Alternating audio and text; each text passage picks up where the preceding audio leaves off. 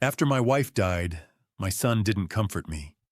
He changed the locks and left my life in cardboard boxes on the curb. Days later, the hospital called demanding payment for my surgery. My son had signed the papers, then refused to pay. Not my responsibility anymore, he said. At the will reading, he leaned close and mocked me in joy being homeless. I made sure you get nothing. Then the lawyer calmly said, "There is one final section of the will." That's when my son fainted. Thank you so much for being here and taking a moment to listen to this story. If it resonates with you, please leave a comment and tell me where you're watching from. I truly read and appreciate everyone. Also, just a quick note. Parts of this story have been fictionalized for storytelling and educational purposes. Any names or settings are coincidental, but the lesson behind it is very real, and I hope it's meaningful for you. The phone rang at 11:47 p.m. while I was on my knees in the hallway, sanding the third step from the bottom, the one that had creaked for 6 months, the one Virginia kept reminding me to fix. My hands were covered in sawdust, and I'd been working by the light of a single lamp because I didn't want to wake her. She'd gone to bed early, said she was tired. She was always tired lately. I almost didn't answer. At that hour, it's never good news, but something instinct maybe, or 44 years of marriage teaching me to listen when the universe whispers made me wipe my hands on my jeans and pick up. Mr. Morgan. A woman's voice, professional, careful. The kind of careful that means someone's been trained to deliver bad news. This is Hartford General Hospital. I'm calling about your wife, Virginia Morgan. The sandpaper slipped from my hand. Is she? I couldn't finish. Couldn't make my mouth form the question. Mr. Morgan, I'm so sorry. Your wife was brought in by ambulance at 11:15 tonight. She went into cardiac arrest. We did everything we could, but... A pause. The kind that stretches forever. She didn't make it. I'm so sorry. Massive heart failure, they said. Sudden. Nothing anyone could have done. The lamp in the hallway flickered. The third step still creaked. And Virginia, my Virginia, was gone. I don't remember the drive to Hartford General. I remember grabbing my keys. I remember the cold steering wheel under my hands, the way my fingers wouldn't stop shaking. The Parkinson's makes my hands tremble sometimes, but this was different. This was my whole body trying to reject what I'd just heard. The hospital parking lot was almost empty. I found a spot near the emergency entrance and sat there for a moment, engine still running, staring at the bright lights of the ER. Inside those doors, Virginia was waiting. And I wasn't ready. 44 years, and I still wasn't ready to say goodbye. But you never are you? Nurse Angela Turner met me at the front desk. She was young, maybe 30, with kind eyes and a name tag that caught the fluorescent light. She didn't ask me to fill out paperwork. She just said, "Mr. Morgan, follow me, and led me down a hallway that smelled like disinfectant and grief. Room 7. That's where they'd put her. Room 7, like it was just another appointment, just another checkup. Angela opened the door. "Take all the time you need," she said softly and stepped back. I walked in alone.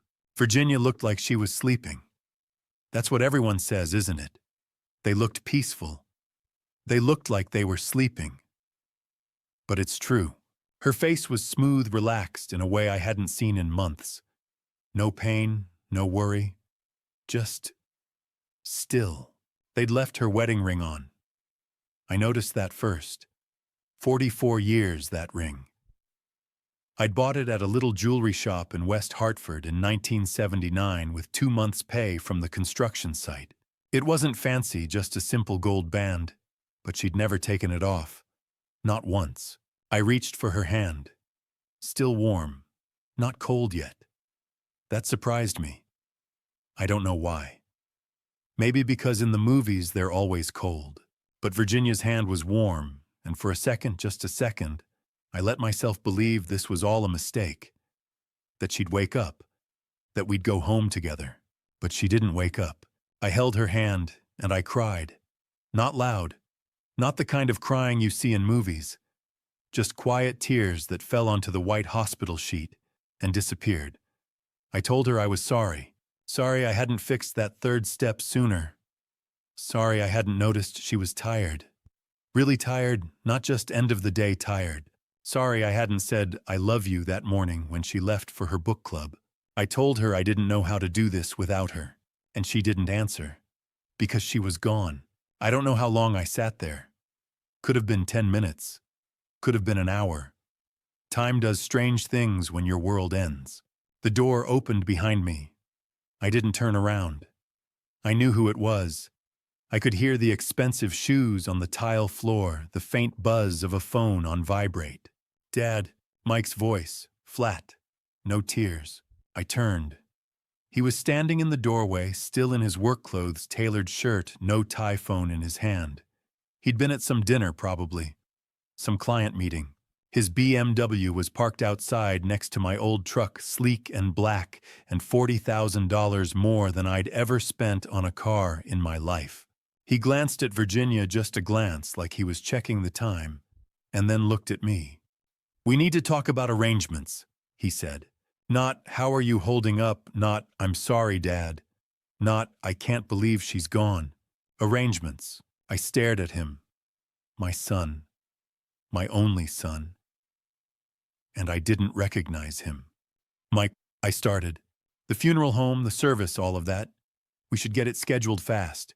Before Christmas, probably." He was scrolling through his phone now, not even looking at me. "I'll handle it. You don't need to worry about the details."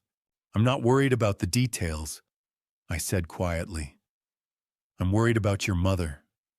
He looked up then. Something flashed across his face, annoyance maybe, and then it was gone. "She's gone, Dad.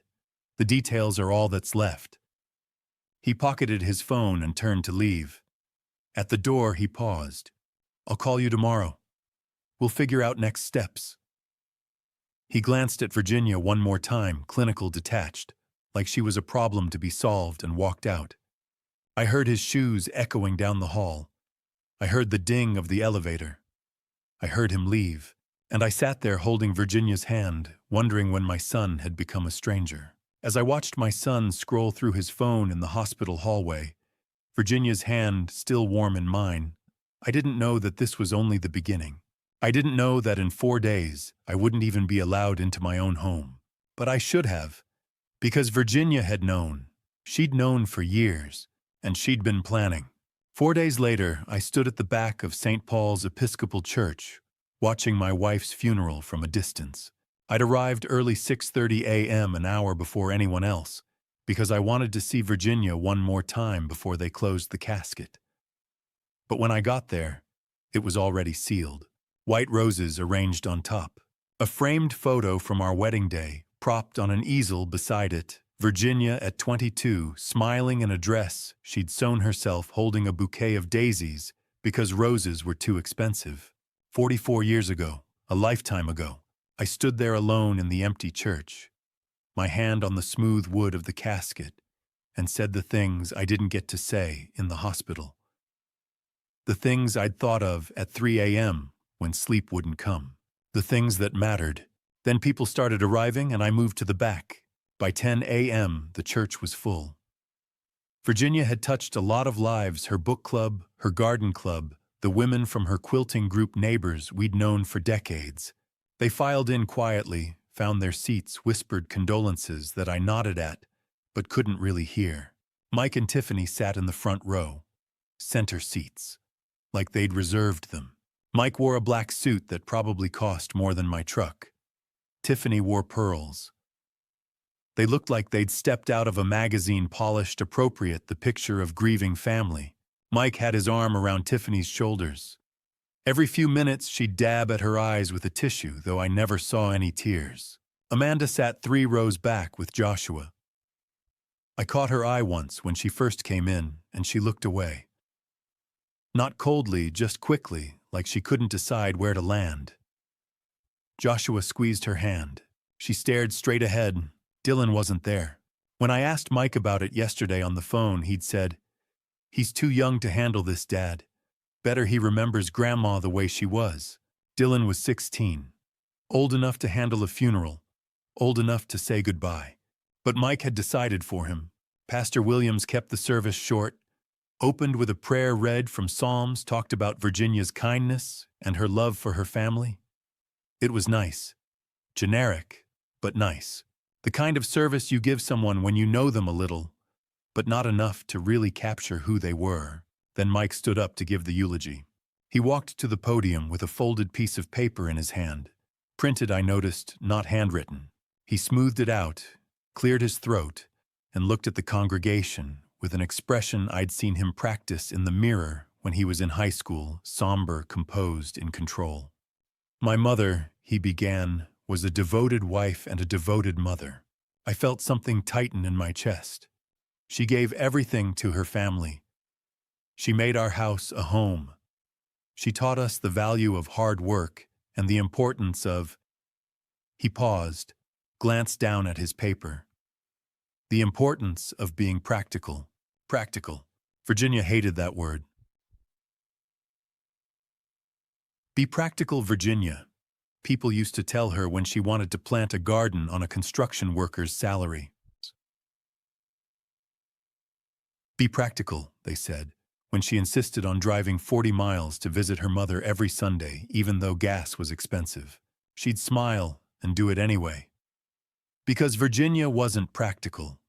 She was loving, she was stubborn, she was willing to sacrifice comfort for the people she cared about. But Mike didn't mention any of that. Mom would want us to honor her memory. He continued, by being realistic about what comes next, by taking care of business, by— He looked directly at me for the first time. By making smart decisions for the family's future. I understood what he was really saying. Sell the house, move on, don't be sentimental. The rest of the eulogy blurred. Something about cherishing memories. Something about moving forward. The words didn't matter. What mattered was the performance. Mike had rehearsed this, every pause, every inflection. This wasn't grief. This was a presentation. When he finished, people applauded softly. He returned to his seat.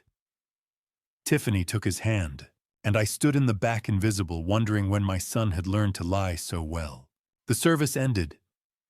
People filed out to the parking lot, murmuring about the reception at the church hall, about how lovely the flowers were, about how strong Mike was to give such a beautiful eulogy. I walked slowly, letting the crowd thin. Leonard Foster fell into step beside me, my old friend from the construction crew, the one who'd lent me tools when I couldn't afford my own, the one who'd been at our wedding 44 years ago. That was a hell of a speech, Leonard said quietly. I didn't answer. Sounded like he was selling something, Leonard added. He was. We reached the parking lot. I was headed toward my truck when I heard footsteps behind me. Dad! I turned. Mike was walking toward me, Tiffany a few steps behind, scrolling through her phone. We need to talk about the house, Mike said. No preamble. No. How are you holding up? Just business. I looked at him. At my son. At this stranger in an expensive suit. What about it? I said. It's time to sell. You can't maintain it alone, Dad. The stairs, the yard, the repairs. He gestured vaguely, like the house was already falling apart. Mom would want you to be practical. There was that word again. That's my home, I said quietly. Virginia and I bought it in. Virginia's gone. His voice was flat. Not cruel exactly, just matter of fact. Be realistic. Something in me cracked. Not broke, not yet, but cracked. I am being realistic, I said. That house is where we raised you. Where we— Dad. Mike's tone sharpened. I'm trying to help you. The house is too big. You're getting older. You have Parkinson's. You need to downsize. I can help you find a place. I don't need your help. Mike's jaw tightened. For a second, I saw something flicker in his eyes. Anger, maybe, or frustration, and then it was gone. Fine, he said. We'll talk about this later, when you're thinking clearly. He turned and walked back to his BMW. Tiffany followed without looking up from her phone. Leonard stepped closer. "You okay?" I watched Mike's car pull out of the parking lot, tires crunching on gravel, and disappear down the street. "No," I said, "I'm not." Leonard put a hand on my shoulder. "Come stay with me tonight. You shouldn't be alone." I almost said no. Almost said I'd be fine. But the truth was, I didn't want to go back to that empty house. Not yet. "Okay," I said. We walked to our trucks together, and I tried not to think about Mike's words. Tried not to think about the way he'd said, "Be realistic," like fume. Like Virginia's life, our life together was something that could be reduced to square footage and market value. But I couldn't stop thinking about it. As I watched Mike's BMW pull out of the church parking lot, I thought that was the worst conversation we'd ever have. I was wrong. The next morning, I discovered I no longer had a key to my own front door. The morning after Virginia's funeral, I woke up at 6:30 a.m. on Leonard's couch. Same time I'd woken up for 40 years, body clock refusing to adjust, even when everything else had changed. Leonard was still asleep. I could hear him snoring softly from his bedroom down the hall. I made coffee in his kitchen, moving quietly, trying not to wake him. The house smelled like old wood and Murphy's oil soap, the way Virginia's house used to smell before she switched to that lavender stuff from the farmer's market. I stood at the window with my mug watching the sun come up over West Hartford and made a decision. I needed to go home, not to stay. Leonard had offered his spare room, and I'd probably take him up on it, but to get my things. Clothes, tools. The photo albums Virginia kept in the hall closet. My grandfather's watch. The stuff that mattered. I left a note for Leonard on the counter, gone to the house. Back by lunch. Then I got in my truck and drove to 523 Maple Drive. The neighborhood looked the same. Mrs. Helen Armstrong was out watering her roses even though it was December and the roses were dormant. She waved. I waved back. 2 houses down, the Kowalski's dog barked from behind their fence, same as he'd done every morning for 8 years. Everything looked normal. I pulled into the driveway behind Mike's truck, surprised to see it there this early, but not alarmed. Maybe he'd stayed overnight to start sorting through Virginia's things. Maybe he wanted to talk. Really talk, without Tiffany scrolling through her phone in the background. Maybe I was still hoping my son would show up. I walked up the front steps, the ones I'd built in 1987, the ones I'd repaired a dozen times since, and pulled out my key. Slid it into the lock. It didn't turn. I tried again. Jiggled it, pulled it out, and checked to make sure I had the right key. I did. Same key I'd used for 38 years, worn smooth on one edge from my pocket. I tried a third time. Nothing. That's when I noticed the deadbolt. New, brass, shinier than the rest of the hardware. He'd changed the locks. I stood there for a moment, key in hand, staring at that new deadbolt like it was something from another planet. My brain couldn't process it. This was my house, my door, my lock, except it wasn't anymore. I knocked, footsteps inside. Heavy, slow. Then the door opened, and Mike stood there in sweatpants and a t-shirt, coffee mug in hand, looking at me like I was a door-to-door salesman. "What are you doing here?" he said. I blinked. "What am I?" "This is my house, Mike." "No," he said flatly. "It's not." I looked past him into the hallway. I could see the living room beyond Virginia's reading chair by the window. The bookshelf I'd built her for Christmas 10 years ago. The painting we'd bought at a yard sale in 1992 because Virginia said it looked like the house she grew up in. All of it still there. All of it mine. "Mike, what's going on?" I said. He took a sip of his coffee. "Didn't invite me in." "You don't live here anymore, Dad. I'm selling the house." The words didn't make sense. Couldn't make sense. "This is my house," I said again, slower this time, like maybe he hadn't heard me. "Virginia and I bought it in 1985. We checked the deed." Mike's voice was calm. Too calm. "Mom's name only. She transferred it 3 years ago." I stared at him. "What? 2021. She put the house in her name." Sole ownership. He shrugged. Which means it's part of her estate. Which means I inherit it. Which means... He gestured vaguely at me. You don't live here anymore. My mouth opened, closed. No words came out. Virginia had transferred the deed. Without telling me. That's not... I started. She wouldn't... She did. Mike reached into his back pocket and pulled out an envelope. Held it out to me. Here. $500. Should cover a motel for a couple weeks while you figure things out. I looked at the envelope. At the cash inside. At my son offering me money to leave my own home. I'm not taking your money, I said quietly. Mike shrugged again. Suit yourself. He started to close the door. Mike, wait. Oh, Dad. He stopped door half closed and looked at me with something close to pity. You're trespassing. Legally. I could call the cops, but I'm trying to be nice here.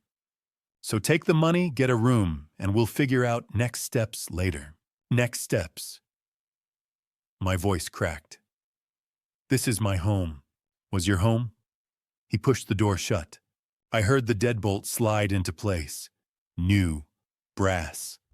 Locked. I stood there on my own front porch. The porch I'd rebuilt twice, the porch where Virginia and I used to sit on summer evenings, with lemonade and the newspaper, and I didn't know what to do. Then I saw the boxes, 3 of them. Cardboard, taped shut. Sitting at the end of the driveway near the curb like trash waiting for pickup. I walked over, opened the first one, my clothes. Jeans, flannel shirts, work boots. Thrown in without folding like someone had just grabbed armfuls from the closet and dumped them. Second box, tools. My hammer, my level, the electric sander Virginia bought me for my 60th birthday. The box was heavy, carelessly packed.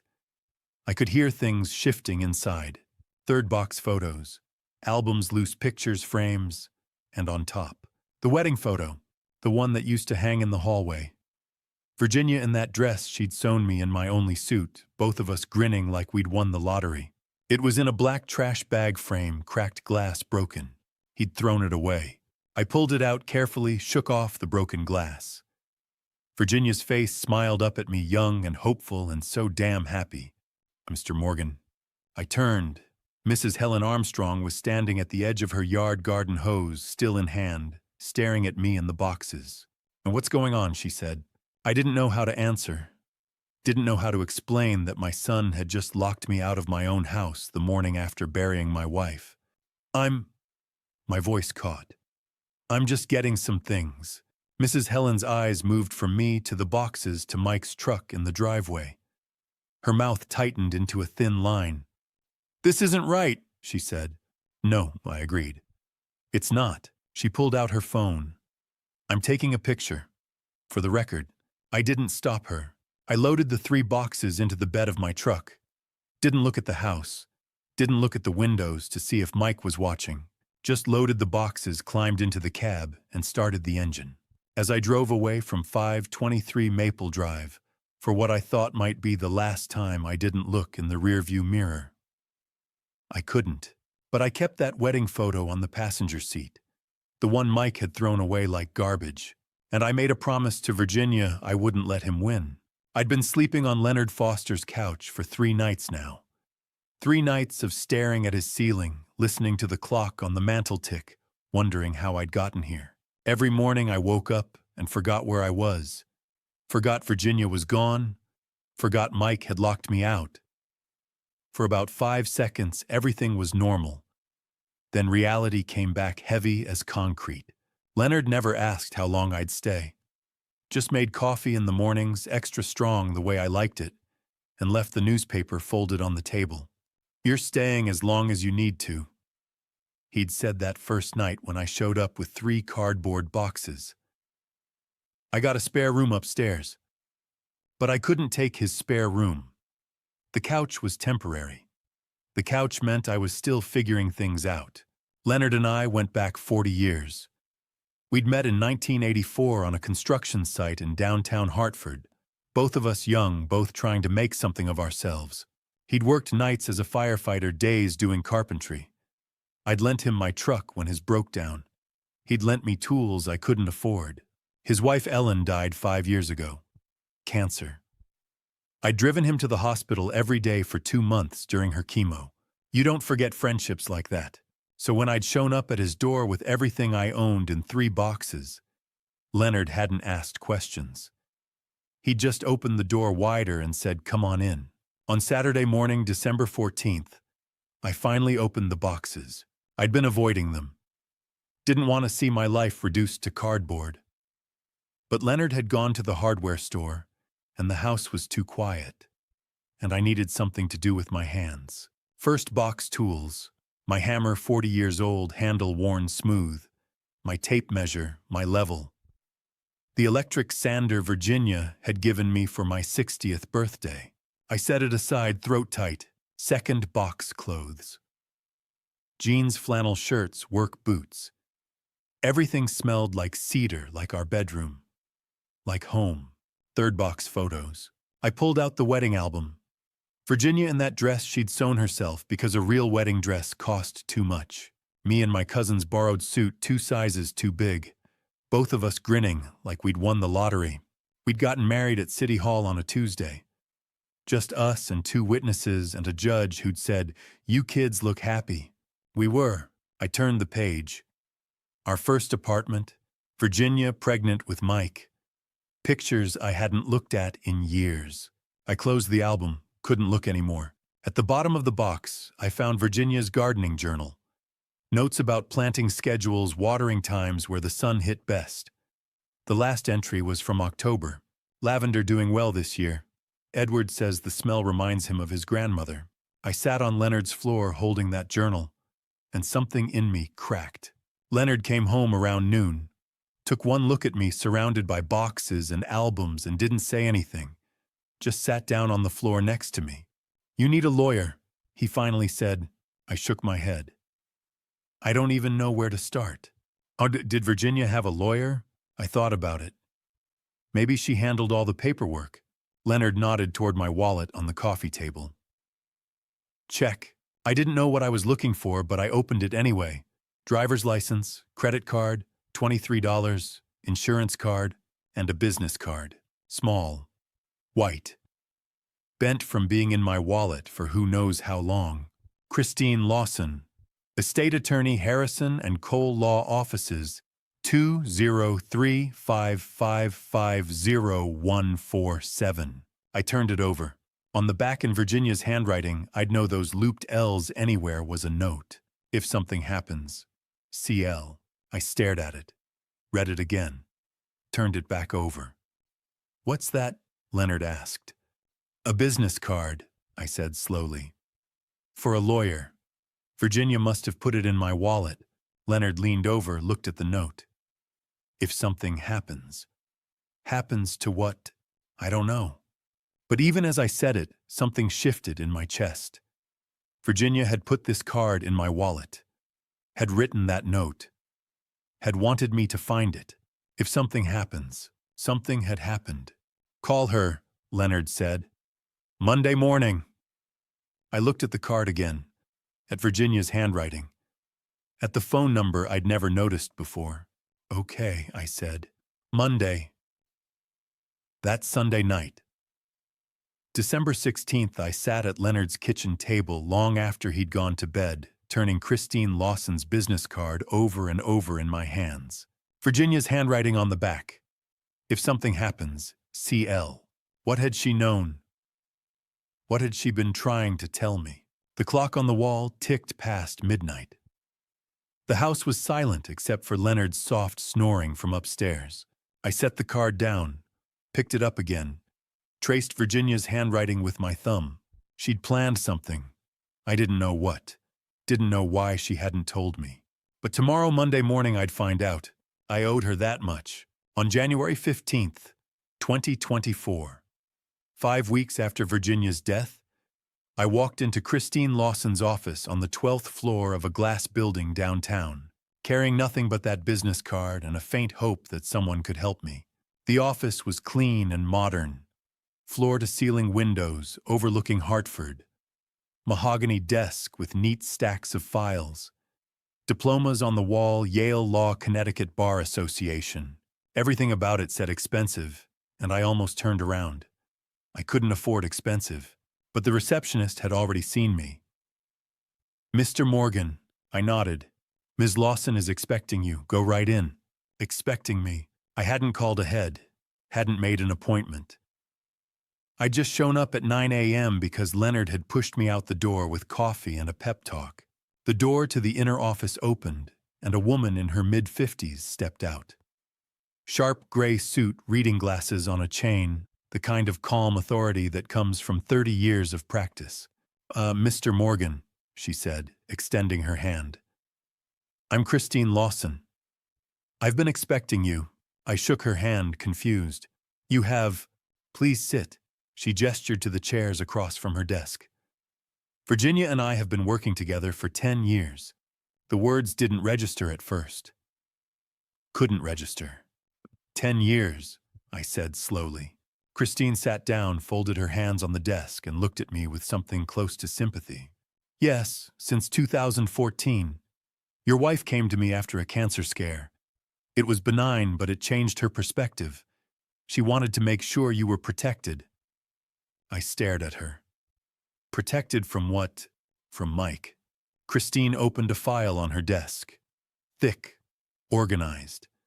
Tab dividers with dates going back a decade. "Your wife knew Mike had problems," she said carefully. "Financial problems, gambling problems. She discovered them in 2015 and started documenting everything." She slid a stack of papers across the desk. Receipts, bank statements, handwritten notes in Virginia's looping script. 2009, $30,000. Investment opportunity.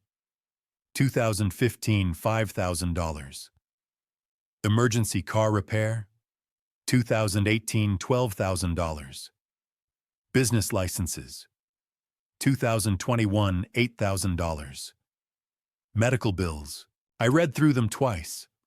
Loans Virginia had given Mike over 12 years. Loans he'd never paid back.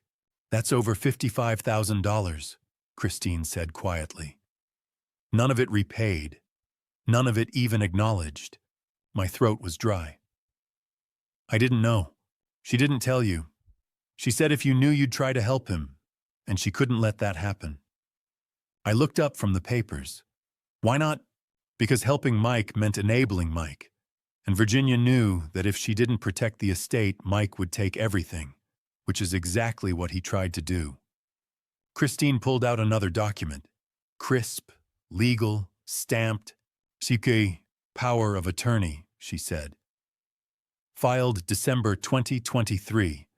Mike claimed you were incompetent due to Parkinson's disease and grief. He forged your signature." I felt like I'd been punched. "He forged..." "We have proof. The signature analysis came back last week. It's not yours. Which means Mike committed fraud. Which means..." Christine leaned forward. "Your wife was playing chess while he was playing checkers." "Let me show you what Virginia built," Christine said. She pulled up a spreadsheet on her computer, turned the screen toward me. "Virginia Eleanor Morgan, estate summary. Real property. 523 Maple Drive, Hartford, Connecticut. $520,000. Deed transferred to Virginia E. Morgan, sole ownership. March 2021. Life insurance. Northwestern Mutual Policy, number 8847392. $400,000. Beneficiary Edward Morgan. Financial accounts, savings. Hartford Federal Credit Union. $178,000. Stocks/bonds Fidelity. $78,000 401k retirement account. $95,000. Total estate value $1,271,000. I couldn't speak. Couldn't process the numbers. $1 million. Virginia had saved $1 million. How I finally managed. She worked part-time as a bookkeeper for 10 years, Christine said. Quiet work. Careful work. Every paycheck went into accounts in her name only. She never told Mike. Never told you, because she knew Mike would find a way to take it. I thought about Virginia coming home from work. Tired. Always tired lately. I thought she was just getting older. Thought the bookkeeping job was just something to keep her busy. She'd been building a fortress. Hut the house deed. Christine continued. Transferred in 2021. You signed the papers, but I doubt you noticed. Virginia told you it was for tax purposes. I remembered. Vaguely. Sitting at the kitchen table, Virginia sliding papers in front of me. Just a formality, honey. Saves us on property taxes. I'd signed without reading. It saved more than taxes, Christine said. It saved your home. Mike can't touch it. It's not marital property. It's not his. It's yours. What do I do now? I asked. Christine closed the file. We wait. Wait. For the will reading, June 20th. Virginia's will is ironclad. Witnessed. Notarized. Video recorded with a forensic psychiatrist confirming her mental competency. Mike can contest it, but he'll lose. He'll try anyway. Of course he will. Christine smiled grimly. That's why Virginia set aside a $50,000 defense fund. For legal fees. For your protection. She thought of everything. I sat back in the chair, overwhelmed. Virginia had known. For 10 years, she'd known Mike would do this. And she'd spent a decade quietly, carefully, methodically building a wall between him and me. Why didn't she tell me? I said. Christine's expression softened. Because you would have tried to fix it. Tried to save Mike. And Virginia knew. She paused. Some people can't be saved. They can only be contained. I left Christine's office at noon, walking out into the January cold with a folder full of documents I didn't fully understand, and a head spinning with numbers and plans and revelations. Virginia had saved over $1 million. She'd transferred the house deed. She'd documented Mike's loans. She'd hired a lawyer. She'd recorded a video. She'd set aside money for my defense. For 10 years, she'd been 3 steps ahead. And I'd had no idea. As I walked to my truck, my hands were shaking. Not from the Parkinson's, not this time. From something else. Gratitude. Grief. Awe. Virginia had known. She'd always known. And she'd protected me.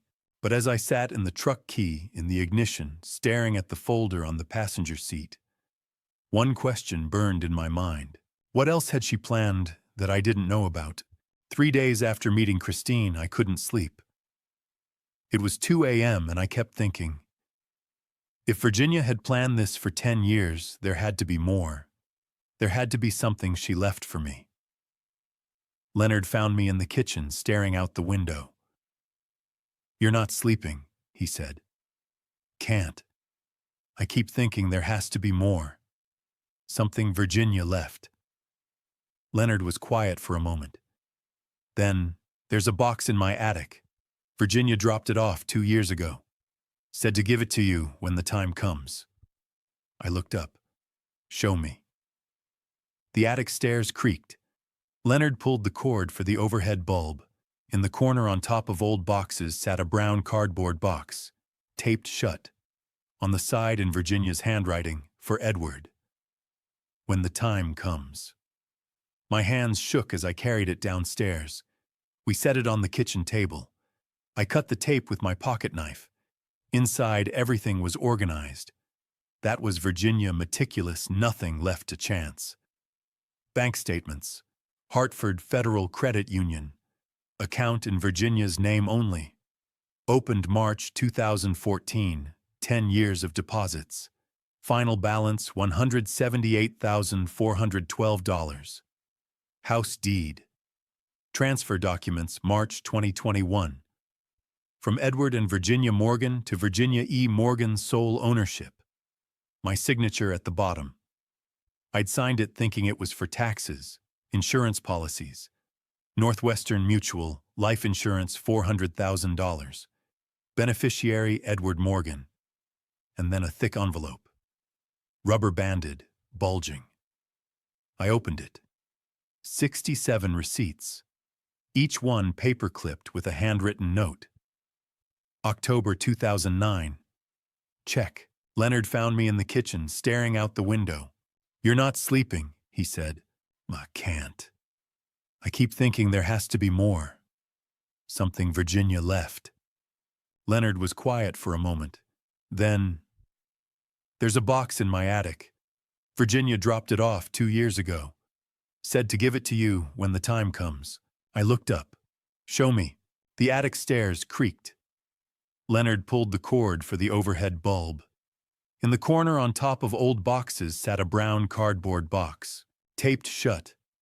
On the side in Virginia's handwriting, for Edward, "When the time comes." My hands shook as I carried it downstairs.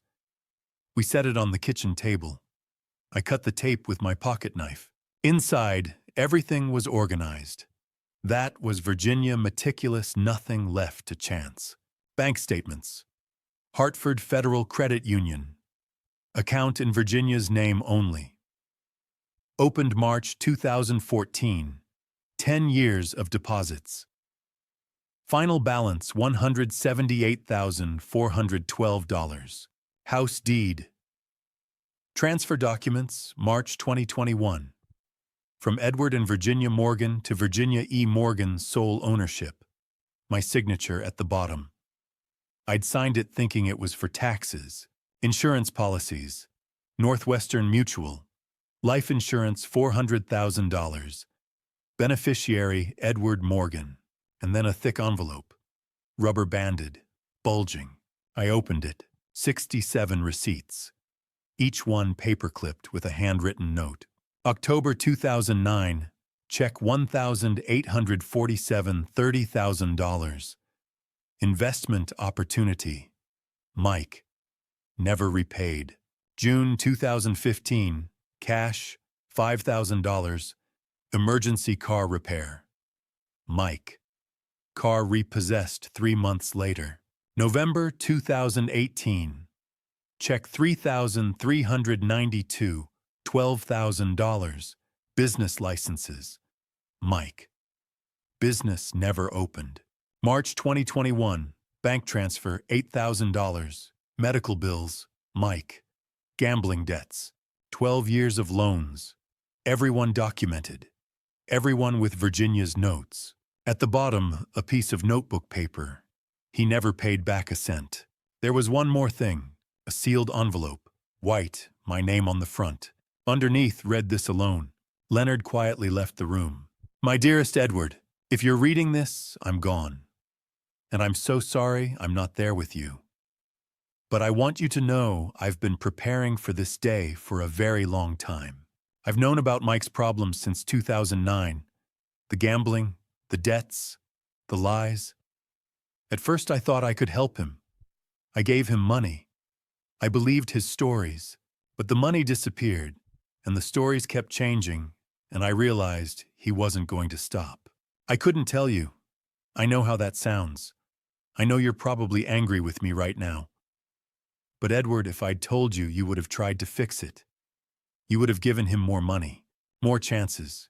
You would have believed him, because that's who you are. You see the best in people even when they don't deserve it. I couldn't let that happen. I couldn't let him destroy you the way he was destroying himself. So I kept secrets. I opened accounts you didn't know about. I transferred the house deed. I documented everything. And I hated it. I hated lying to you. I hated carrying this alone. But I had to protect you. Even if it meant you'd be angry with me later. Even if it meant you'd never understand why. I hope you can forgive me. Please trust Christine. I've been working with her for 10 years. She knows the plan. She'll guide you through it. And Edward, I know this is hard. I know you're hurting. But you're stronger than you think. You always have been. I love you.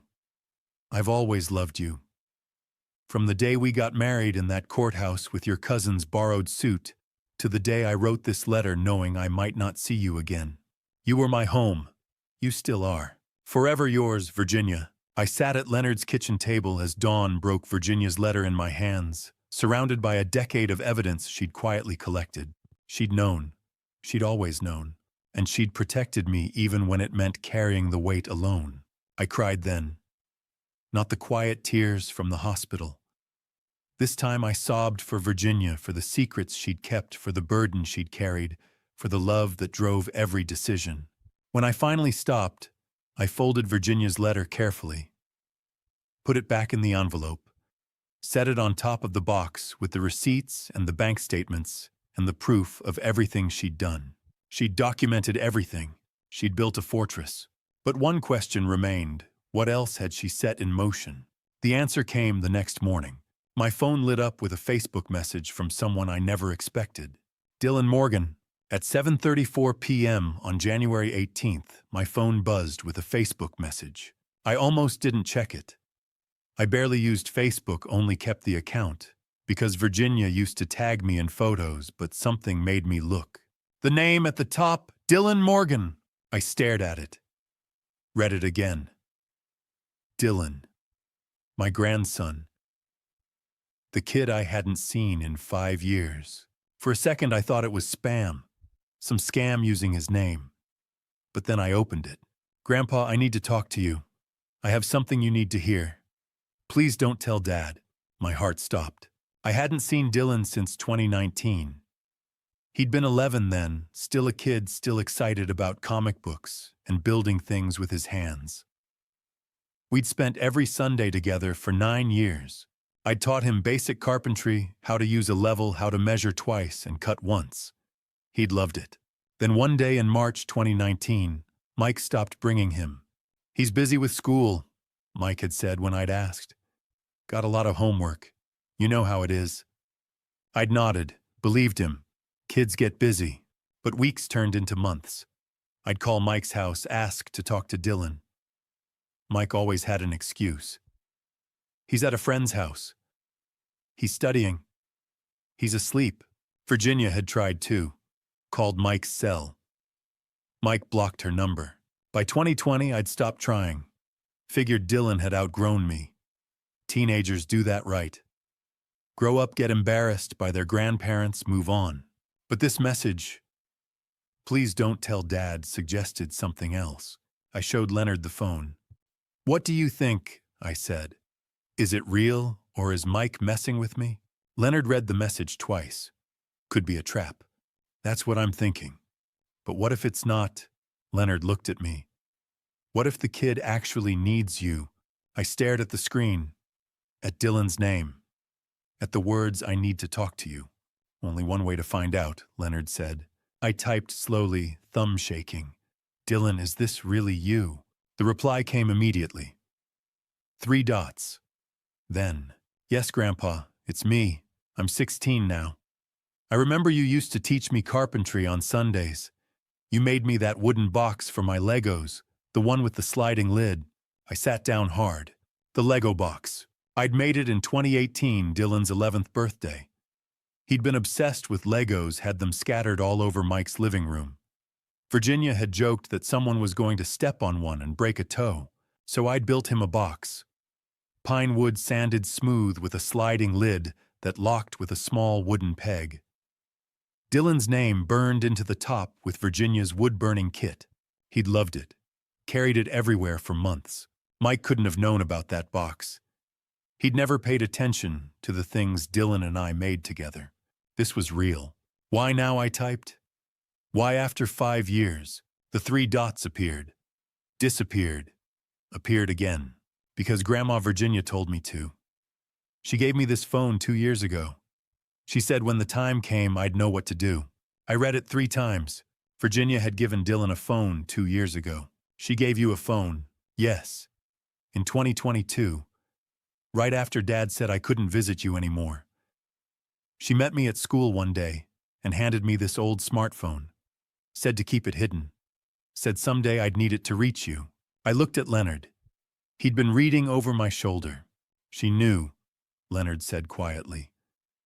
2 years before she died, she knew Mike would cut you off, and she made sure Dylan had a way to reach you.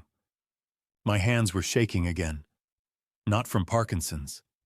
From the realization that Virginia's plan went deeper than bank accounts and receipts and legal documents. She'd protected my connection to Dylan. Can we meet? Dylan's next message read, "Day after tomorrow. There's something you need to hear. Something I recorded. Recorded.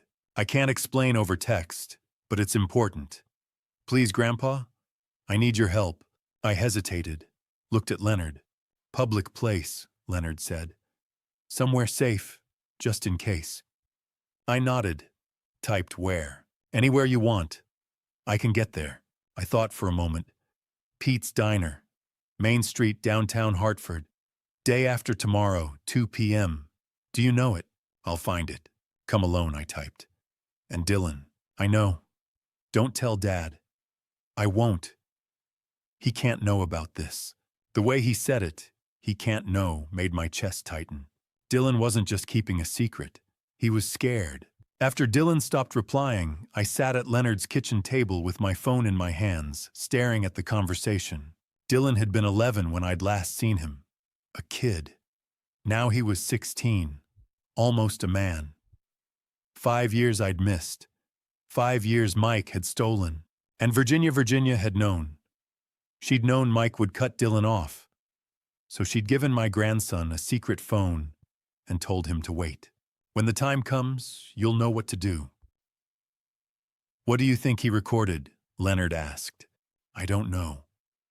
But even as I said it, I had a feeling, a suspicion that made my stomach turn. If Virginia had given Dylan a phone to keep hidden from Mike, and if Dylan had something recorded that he couldn't explain over text, it had to be Mike. That night, I barely slept. I lay on Leonard's couch, staring at the ceiling, thinking about Dylan, about the Lego box I'd made him 6 years ago, about the kid who used to spend every Sunday with me learning to measure and sand and build, about the phone Virginia had given him in secret, about whatever he'd recorded that he needed me to hear. Day after tomorrow, January 20th at 2 p.m., I'd meet my grandson for the first time in 5 years, and something told me that whatever Dylan had to show me would change everything. At 1:55 p.m. on January 20th, I sat in a booth at Pete's Diner, hands wrapped around a cup of coffee I couldn't drink, watching the door. The diner smelled like grease and bacon the way it had for 40 years. Pete, the actual Pete, not his son who ran it now, had served Virginia and me breakfast here the morning after our wedding in 1979. 45 years later, the booths were still red vinyl. The jukebox still played oldies, and I was still sitting here waiting for something that would change my life.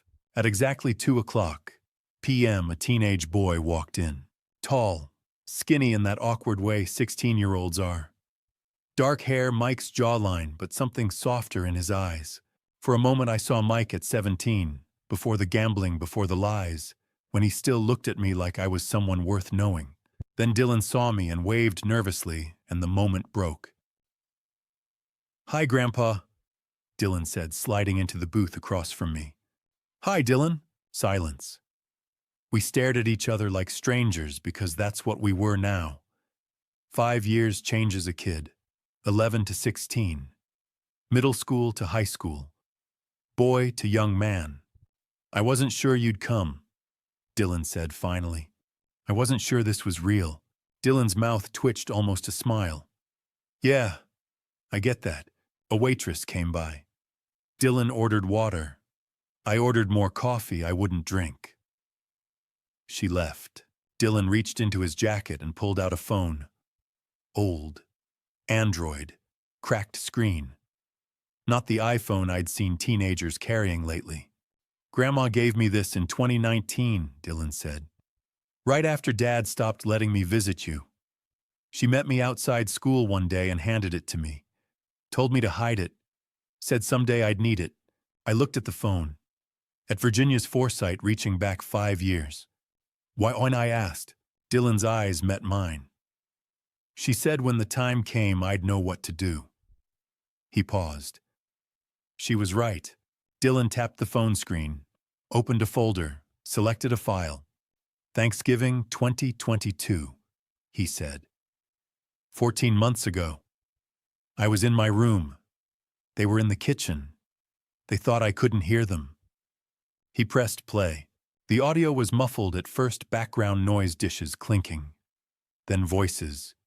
Clear, unmistakable, Mike's voice. Once the old man is gone, we'll have everything. The house, the insurance, everything. Tiffany's voice. What if he doesn't cooperate? Mike. We'll have him declared incompetent if we have to. He's already showing signs with that Parkinson's thing. Tiffany. What about your mom, Mike? She won't be around forever. And when she goes, I'll make sure everything's in my name. Dad won't even know what hit him. Laughter. Then the recording ended. I couldn't speak.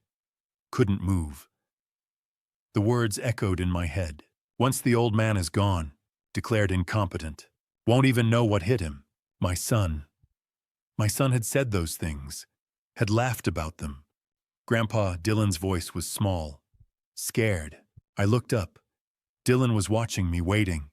She knew, Dylan said quietly. Grandma knew. She recorded their conversations for 2 years. Different holidays, different nights. She gave me this phone so I'd have proof. Why didn't she tell me? My voice cracked. She said you'd try to fix it. Try to save Dad. She said Dad would hurt you if you got in his way. Dylan's hands were shaking. She was protecting you. I closed my eyes. Virginia. Always protecting me. Even when it meant lying. Even when it meant carrying the weight alone. Why are you telling me now? I asked. Because she's gone. Dylan's voice broke. And you need this. For the will reading.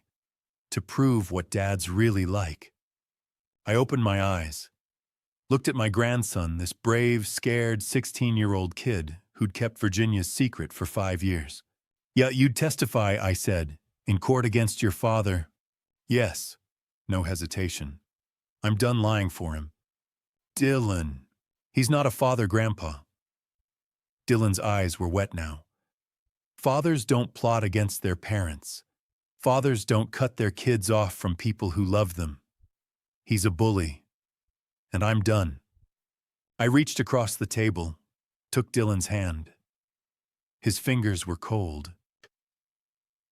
You're the only grandfather I have left, Dylan whispered. And you're the bravest person I know, I said. Dylan started to cry then. Quiet tears, the kind you try to hide. I squeezed his hand tighter. I miss her so much, he said. Me too, son, I said. Me too. We sat there for a while. 2 people who'd lost Virginia, who'd been manipulated and lied to and kept apart, finally finding each other again. Eventually, Dylan wiped his eyes, drank his water, looked at me.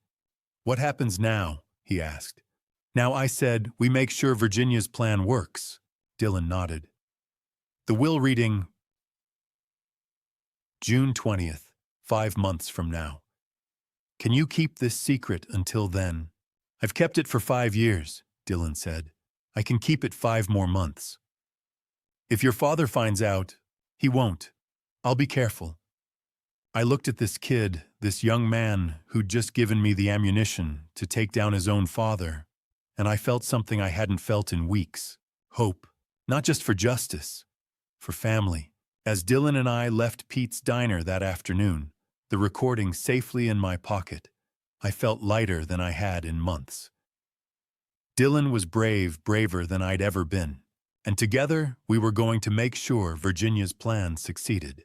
But first we had to survive what came next. On February 10th, 3 weeks after meeting Dylan, I received a phone call that proved Mike wasn't done. Not even close. I was at Leonard's kitchen table sorting through paperwork Christine had sent, estate documents, court filings, things I barely understood when my phone rang. Unknown number, Hartford area code.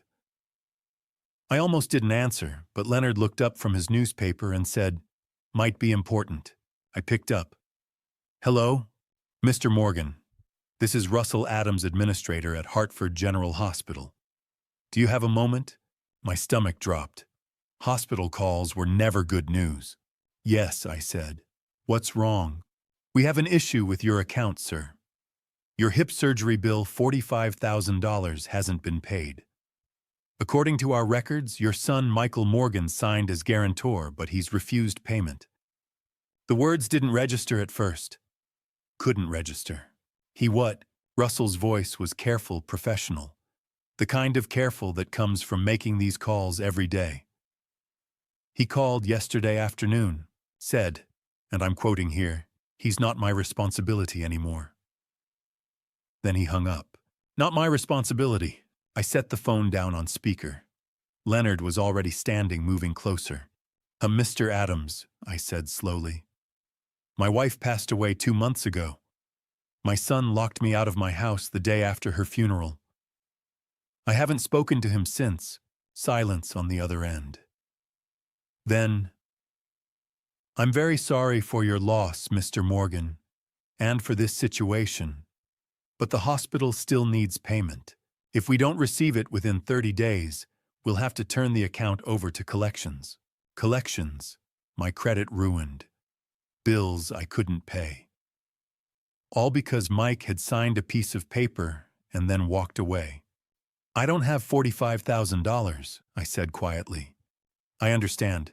We can set up a payment plan. Give me 24 hours, I said. "Let me call my attorney." Russell agreed. We hung up. I stared at the phone. Leonard sat down across from me. "What do you need?" "Christine," I said. "I need Christine." Christine Lawson answered on the second ring. "Edward, everything okay?" "No," I explained the hospital call. Mike's refusal. The $45,000 bill. Russell Adams's ultimatum. When I finished, Christine was quiet for a moment. Then, "Use the defense fund." "The what?" "The $50,000 defense fund Virginia set aside. That's exactly what it's for." I blinked. "But that's for legal fees, court costs." It's for protecting you," Christine said firmly. "From Mike. From situations exactly like this. Virginia knew he'd try something. This is something." "But," Edward, stop. "Virginia planned for this. Let her protect you." I closed my eyes. Virginia. Always 3 steps ahead. Even from the grave. "Okay," I said. "Okay. I'll wire the money to Hartford General today. Give me Russell Adams's direct line." I gave her the number. Christine was silent for a moment, typing, probably entering it into her system. "What about Mike?" I asked. "He signed as guarantor. Doesn't that mean—" "It means he committed fraud," Christine said. "He agreed to pay, then refused. We'll add it to the complaint." Complaint. Elder financial abuse. Abandonment of medical responsibility. Fraud. This isn't just civil court anymore, Edward. Mike's committed crimes. Real crimes. When we go to the will reading on June 20th, we're bringing all of this with us. June 20th, 4 months away. It felt like forever. "He thinks he's won," I said. Christine's voice went cold. "Good. Let him think that. The longer he believes it, the harder he'll fall." I thought about Mike in that hospital room, the night Virginia died, scrolling through his phone while her body was still warm. Thought about him changing the locks, throwing my wedding photo in the trash, refusing to pay my medical bills. "Is it wrong," I said slowly, "that I want to see that I want to watch him fall?" Christine was quiet for a second. Then, "No, Edward. It's human." After I hung up, I sat at Leonard's table for a long time, staring at nothing. Leonard poured me fresh coffee, sat down, didn't say anything. Finally, I looked up. 4 months.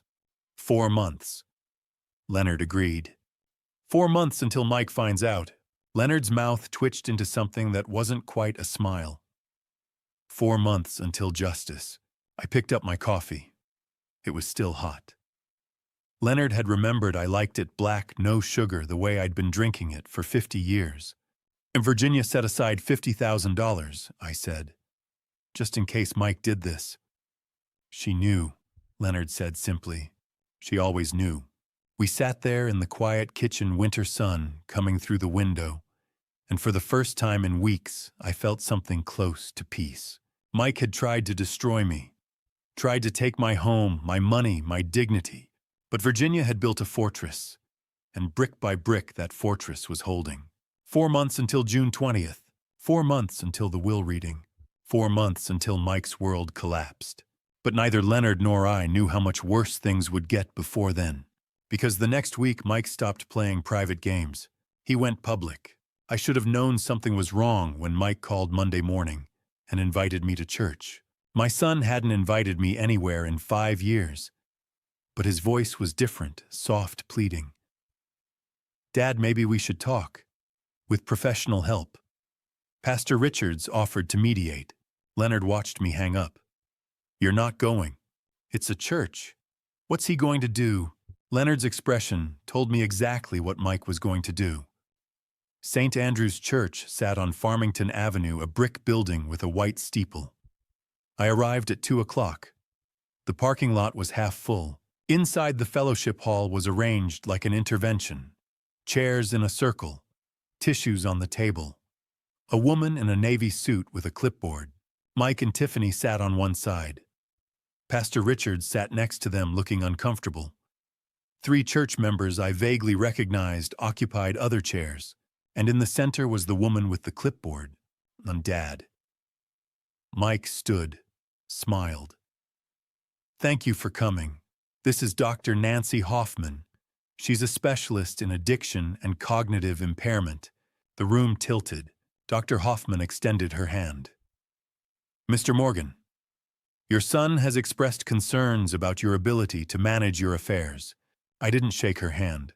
"What is this?" "An intervention." Mike pulled papers from a folder. "I've prepared guardianship documents. Dr. Hoffman will conduct a preliminary assessment. If she determines you're unable to make sound decisions, I'm not incompetent." "Dad." Mike's voice was patient. "You're living on a friend's couch. You can't pay your hospital bills. You've made irrational accusations because you did steal from me." Tiffany spoke. "Edward, we're worried. The Parkinson's, the pain medications." "I don't take pain medications." "The pharmacy records suggest otherwise," Dr. Hoffman said. She opened her clipboard. "Mr. Morgan, could you tell me what day it is?" "No, I'm not answering your questions." Mike's smile never wavered. "See defensive, paranoid, classic cognitive decline." The door opened behind me. Christine Lawson walked into the fellowship hall carrying a briefcase and an expression that could freeze lava. She wore a charcoal suit. Her heels clicked like a countdown. "I'm Christine Lawson, Mr. Morgan's attorney. This meeting is over." Mike stood. "This is a private family matter. This is elder abuse." Christine set her briefcase on the table, opened it, pulled out 3 folders. "And I have documentation." Dr. Hoffman looked uncertain. "I'm just here to conduct an assessment on a man you've never met, based on information from his estranged son, who stands to inherit if guardianship is granted." Christine's voice was ice. "Have you reviewed Mr. Morgan's medical records?" "Well, no." "Then let me help."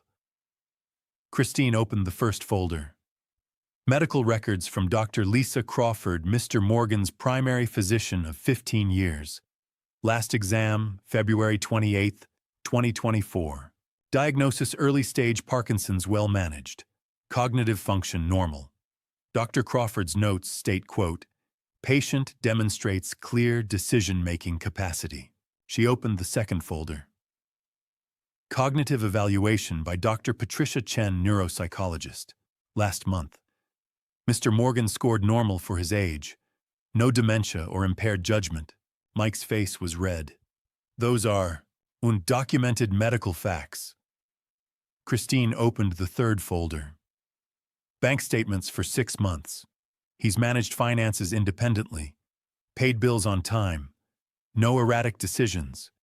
The only financial abuse here is the hospital bill your son refused to pay, leaving his father to cover $45,000 out of pocket. The room was silent. Christine turned to Dr. Hoffman. Did Mike Morgan disclose he forged a power of attorney 3 months ago? That he changed his father's locks the day after his mother's funeral? That his mother specifically excluded him from inheriting because she knew he would do this? Dr. Hoffman closed her clipboard. I think there's been a misunderstanding. I think you've been used in an estate dispute. If you proceed, I'll file a complaint with the Connecticut Medical Board for conducting an evaluation under false pretenses. Dr. Hoffman stood. I'm not comfortable continuing. She looked at Mike. This isn't what you described. She walked out. Mrs. Helen Armstrong spoke from the back row. I hadn't noticed her. My neighbor who'd witnessed Mike throwing my belongings into boxes, who'd photographed my wedding portrait in the trash, stood and walked to the center. I've known the Morgans 32 years, she said. Her voice shook but carried. I watched Edward raise his children. I watched Virginia battle cancer. And I'm telling you, Mike Morgan is lying. She showed her phone to Pastor Richards. This photo is from December 13th. Edward's belongings on the lawn. His son changing the locks. This is not dementia. This is robbery. 3 other church members stood. Mr. and Mrs. Patterson from Maple Drive. Sarah Chen, whose father Virginia had helped. We've seen this, Mr. Patterson said. Pastor Richards closed his eyes. When he opened them, he looked at Mike. I agreed to mediate a family conversation, not participate in elder abuse. This meeting is over. Mike's chair scraped back. You'll regret this, Christine smiled. I already do, but not for the reasons you think. Mike grabbed Tiffany's arm. They left. Mrs. Armstrong hugged me after they'd gone. The Pattersons shook my hand. Sarah Chen promised to testify if needed. Pastor Richards apologized, said he'd been deceived. Christine packed her briefcase. He's desperate. That means he's dangerous. What do I do? But you wait. The will reading is June 20th. That's when this ends. Until then, you document everything. You stay safe. And you trust Virginia's plan. She paused at the door. This was rehearsal, Edward. June 20th is the real performance. I walked out into the March afternoon. For the first time since Virginia died, I felt something other than grief. I felt hope. 3 days later, there was a knock on Leonard's door. I opened it. Amanda stood on the porch, her eyes red from crying. She whispered. We need to talk about Mike. When Amanda knocked on Leonard's door on March 8th, 3 days after the intervention, her eyes were red and her hands shook.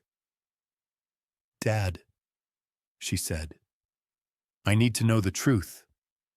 I opened the door. My daughter stood on the porch in her nursing scrubs. Hair pulled back, mascara smudged. She looked like she'd driven here straight from her shift at Hartford Hospital without stopping to breathe. Could you come in? I said. She stepped inside. Hadn't visited since the funeral. 3 months. Leonard nodded from the kitchen and disappeared upstairs, giving us space. Amanda sat on the couch where I'd been sleeping, folded her hands, unfolded them. Mike called me yesterday. He said you were at church, that there was an intervention. There was. He said you refused help, that you got angry and stormed out, that your lawyer showed up and made threats. She looked up. Is that true? That's Mike's version. What's yours? I sat in Leonard's recliner. What exactly did Mike tell you? Amanda's voice cracked. That you're addicted to pain medication, that you can't take care of yourself, that Mom left the house to him because she knew you couldn't manage it. She wiped her eyes. That you're sick, Dad, that you need help and you won't accept it. And you believed him. I don't know what to believe anymore. The words burst out. You're my father, and he's my brother, and Mom is gone, and I don't know who's telling the truth. I leaned forward. Sit down. There's something you need to hear. I pulled out the phone Dylan had given me. The old phone Virginia had given him in 2019. Found the recording. Pressed play. Amanda listened. At first, her expression was confused. Then it changed. Her hand came up to cover her mouth. Mike's voice. Once the old man is gone, we'll have everything. The house is worth $500,000. Life insurance is $400,000. Savings stocks, the 401k, we're talking over $1 million. Tiffany's voice. What if he doesn't cooperate? Mike's voice. We'll have him declared incompetent. The Parkinson's thing makes it easy. Get a doctor to say he can't manage his affairs. Then we file for guardianship.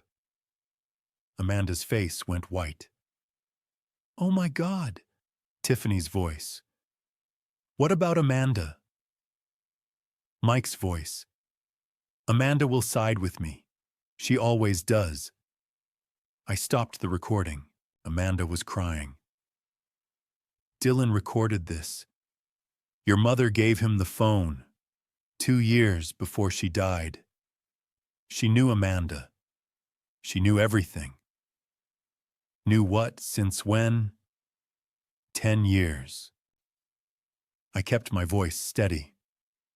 Your mother started planning in 2014. She knew about Mike's gambling debts. She knew about the money he borrowed and never paid back. She knew he'd come after me when she was gone. So she protected me. Changed the house deed to her name in 2021. Updated her will.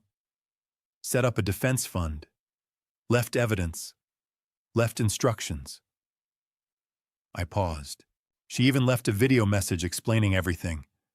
We'll see it at the will reading on June 20th. Amanda's shoulders shook. I didn't know. I swear I didn't know. I know, sweetheart. She looked up. Her eyes were devastated. He told me he needed $25,000 for funeral expenses. I gave it to him. I withdrew it from my retirement account. I thought it was for Mom. The room went silent. He told your mother the same thing in 2018, I said quietly. Said he needed $12,000 for business licenses. She gave it to him. He never paid it back. There are 67 receipts in a box your mother left me. Loans going back to 2009. Over $55,000. He never repaid a cent. Amanda buried her face in her hands. He lied to all of us. Yes. For years. Yes. She looked up. What do I do, Dad? I reached across and took her hand. You get to choose. I won't force you. I won't guilt you. Mike is your brother. That's real, but you get to decide who you stand with. Amanda squeezed my hand. I choose you. I'm standing with you, Dad. Her phone rang. Joshua, she answered on speaker. Hey, Joshua's voice said. Everything okay? You left the hospital in a hurry. Amanda's voice shook. Josh, I need to tell you something. She explained everything. The recording, the loans, the lies, Virginia's 10-year plan. When she finished, there was silence on the line. Then Joshua said, We're going to the will reading. All of us. Amanda wiped her eyes. You sure? I'm sure.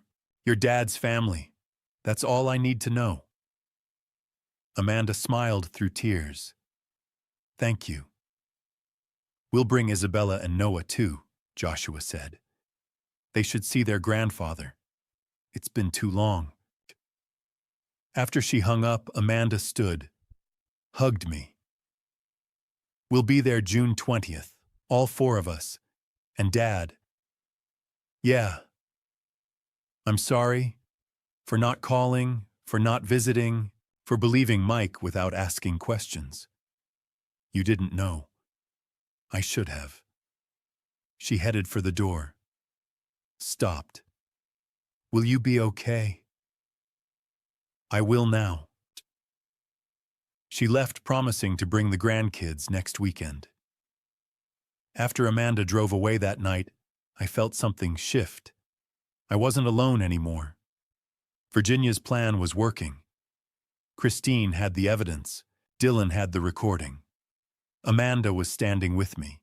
Even Leonard, who'd given me his couch for 3 months without complaint, was proof that family wasn't always blood. But Mike wasn't done fighting. A week later, Leonard's house was vandalized. Spray paint on the garage door, broken windows, and a message that left no doubt who was responsible. I stood in the driveway at dawn, staring at the words someone had painted in red. Liar. Mike was getting desperate. And desperate men do dangerous things. Leonard stood in his driveway in his bathrobe and slippers, holding a coffee mug. The steam rose into the cold morning air. His face was pale. Jesus Christ, he said. I walked past him to get a better look. The word was 6 feet tall, dripping red paint like blood.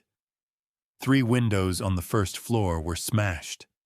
Glass glittered on the lawn. The mailbox had been knocked over.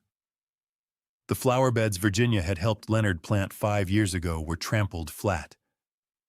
Leonard, I'm so sorry, I said. This is because of me. He turned. His jaw was set. Don't apologize. This proves we're right. Right about what? That your son is out of control. He pulled out his phone. I'm calling the police.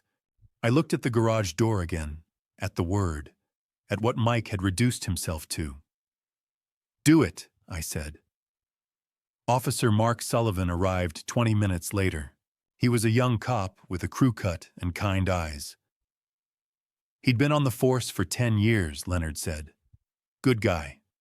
Fair. Sullivan walked the perimeter of the house, taking notes. Photographed the spray paint, the broken windows, the mailbox. He asked Leonard if anything was stolen. No, Leonard said. This wasn't about theft. This was about intimidation. Sullivan looked at me. Mr. Morgan, your friend says you know who did this. I do. You have proof. Leonard stepped forward. Security cameras. I installed them after a break-in 2 years ago. Sullivan's expression changed. You have footage. Everything. We went inside. Leonard pulled up the security system on his laptop, found the timestamp 2:34 a.m., pressed play. The screen showed Leonard's driveway in night vision, empty, quiet. Then at 2:34, a black BMW pulled up. No headlights. The driver's side door opened. A man got out. Tall, heavy build, wearing a hoodie. He walked straight to the garage with a spray paint can, started painting. The red letters showed up dark on the camera. Liar. Then he moved to the windows, picked up a rock from the flower bed, smashed 3 windows in quick succession. The sound carried on the recording like gunshots. He kicked over the mailbox, trampled the flowers, got back in the BMW, drove away. The entire thing took 4 minutes. Officer Sullivan rewound the footage, paused on the license plate, zoomed in. The plate was crystal clear. That's your son's car, Sullivan said. It wasn't a question. Yes, Sullivan wrote in his notebook. This is pretty clear cut. I'm filing charges. Vandalism, destruction of property, criminal mischief. Will that stop him?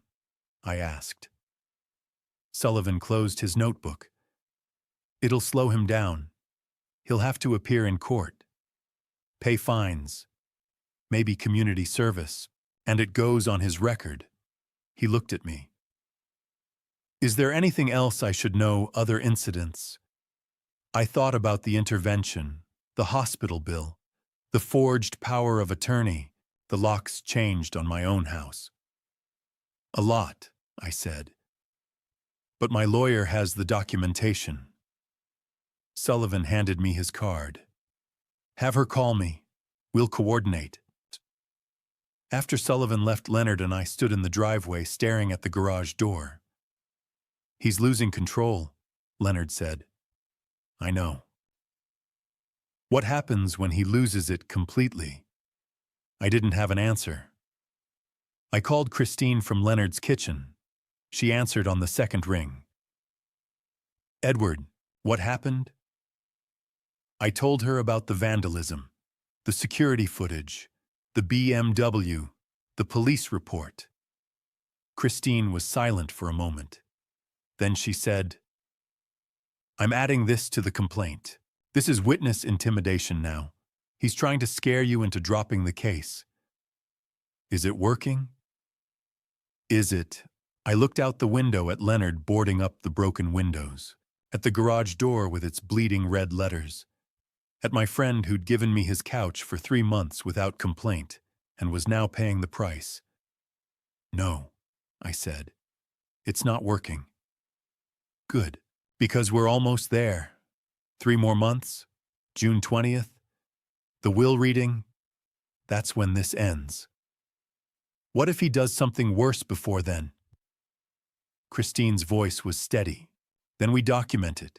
Every threat, every act of vandalism, every violation. We build the case, and when the time comes, we show the judge exactly who Mike Morgan is. After I hung up, I went outside to help Leonard. We spent the afternoon boarding up windows, cleaning glass off the lawn, covering the spray paint with plywood. Neighbors stopped by to ask what happened. Mrs. Armstrong from 3 houses down brought us sandwiches. Mr. Patterson offered to help with repairs. By sunset, the house looked like it was under siege. Leonard stood back surveying our work. You know what the funny thing is? What? I've lived in this house for 32 years, raised my kids here, lost my wife here, never had a single problem. He turned to me. You move in for 3 months, and suddenly I'm a crime scene. I'm sorry.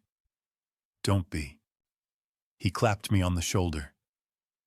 This is what family does, and your family now. That night, I lay on Leonard's couch staring at the ceiling, thinking about Mike, about how far he'd fallen, how desperate he'd become. The intervention had failed. The vandalism had failed. What would he try next? I didn't know then that the worst was still ahead. That 3 months later, on June 17th, Mike would show up at Leonard's door at midnight drunk and furious. That Officer Sullivan would be called back. And that this time the police wouldn't just file a report. They'd make an arrest. But on March 15th, boarding up broken windows in the fading light, I only knew one thing: Mike was running out of options. And when desperate men run out of options, they become dangerous. We had 3 months until the will reading. 3 months to stay safe. 3 months to trust Virginia's plan. I just hoped it would be enough.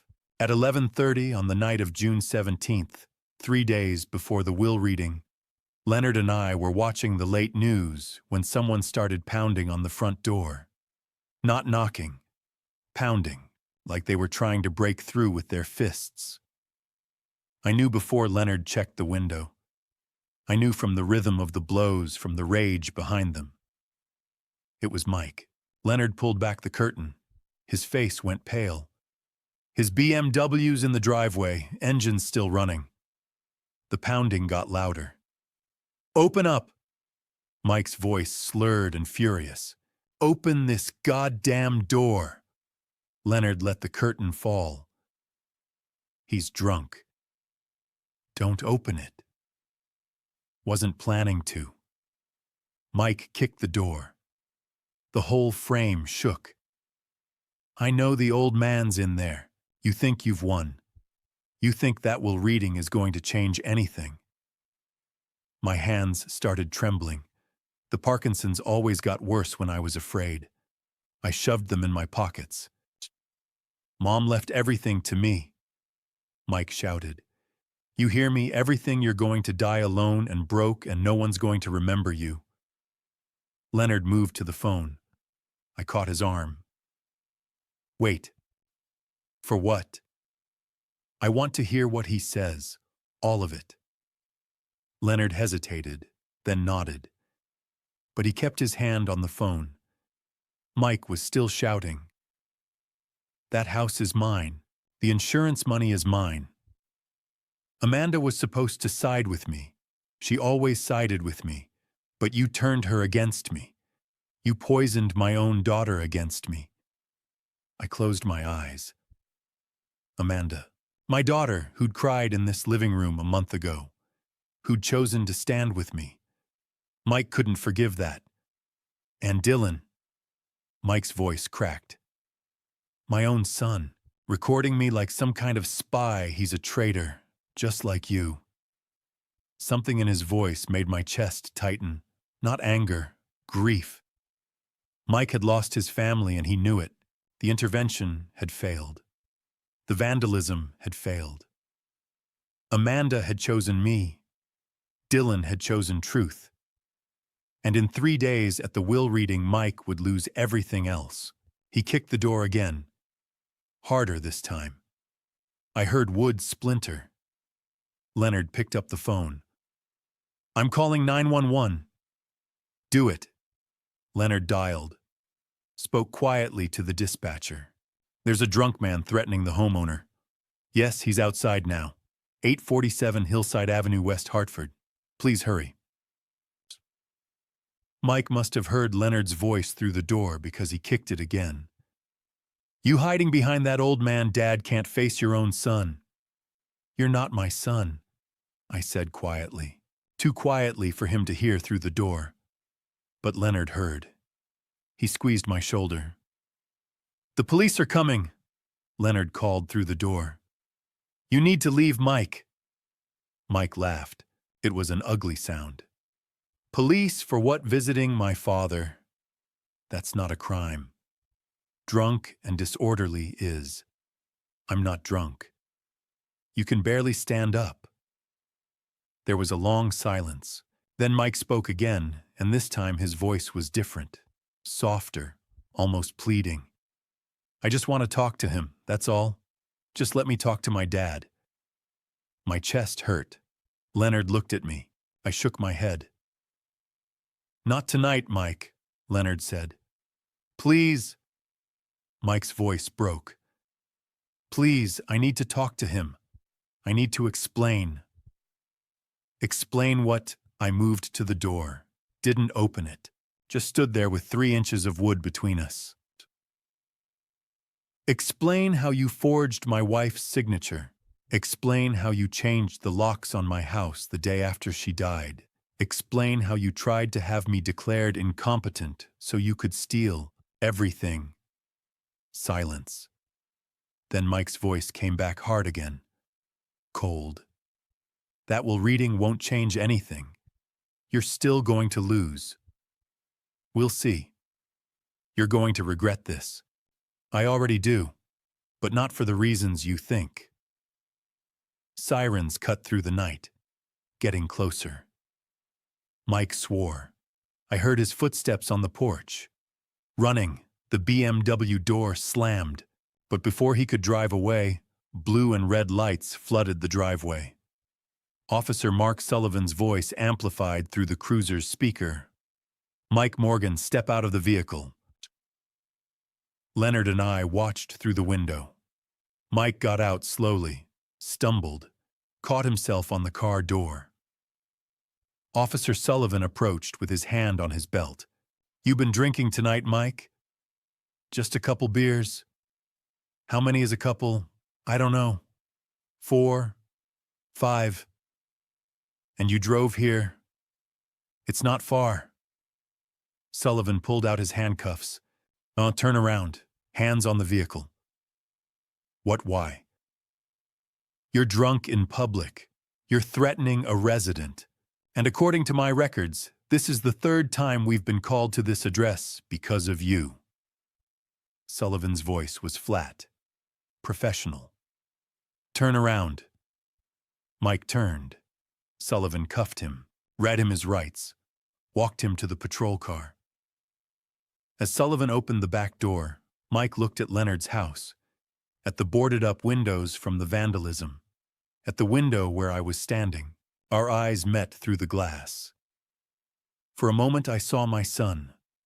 Not the man who'd forged documents and changed locks and tried to steal his mother's estate.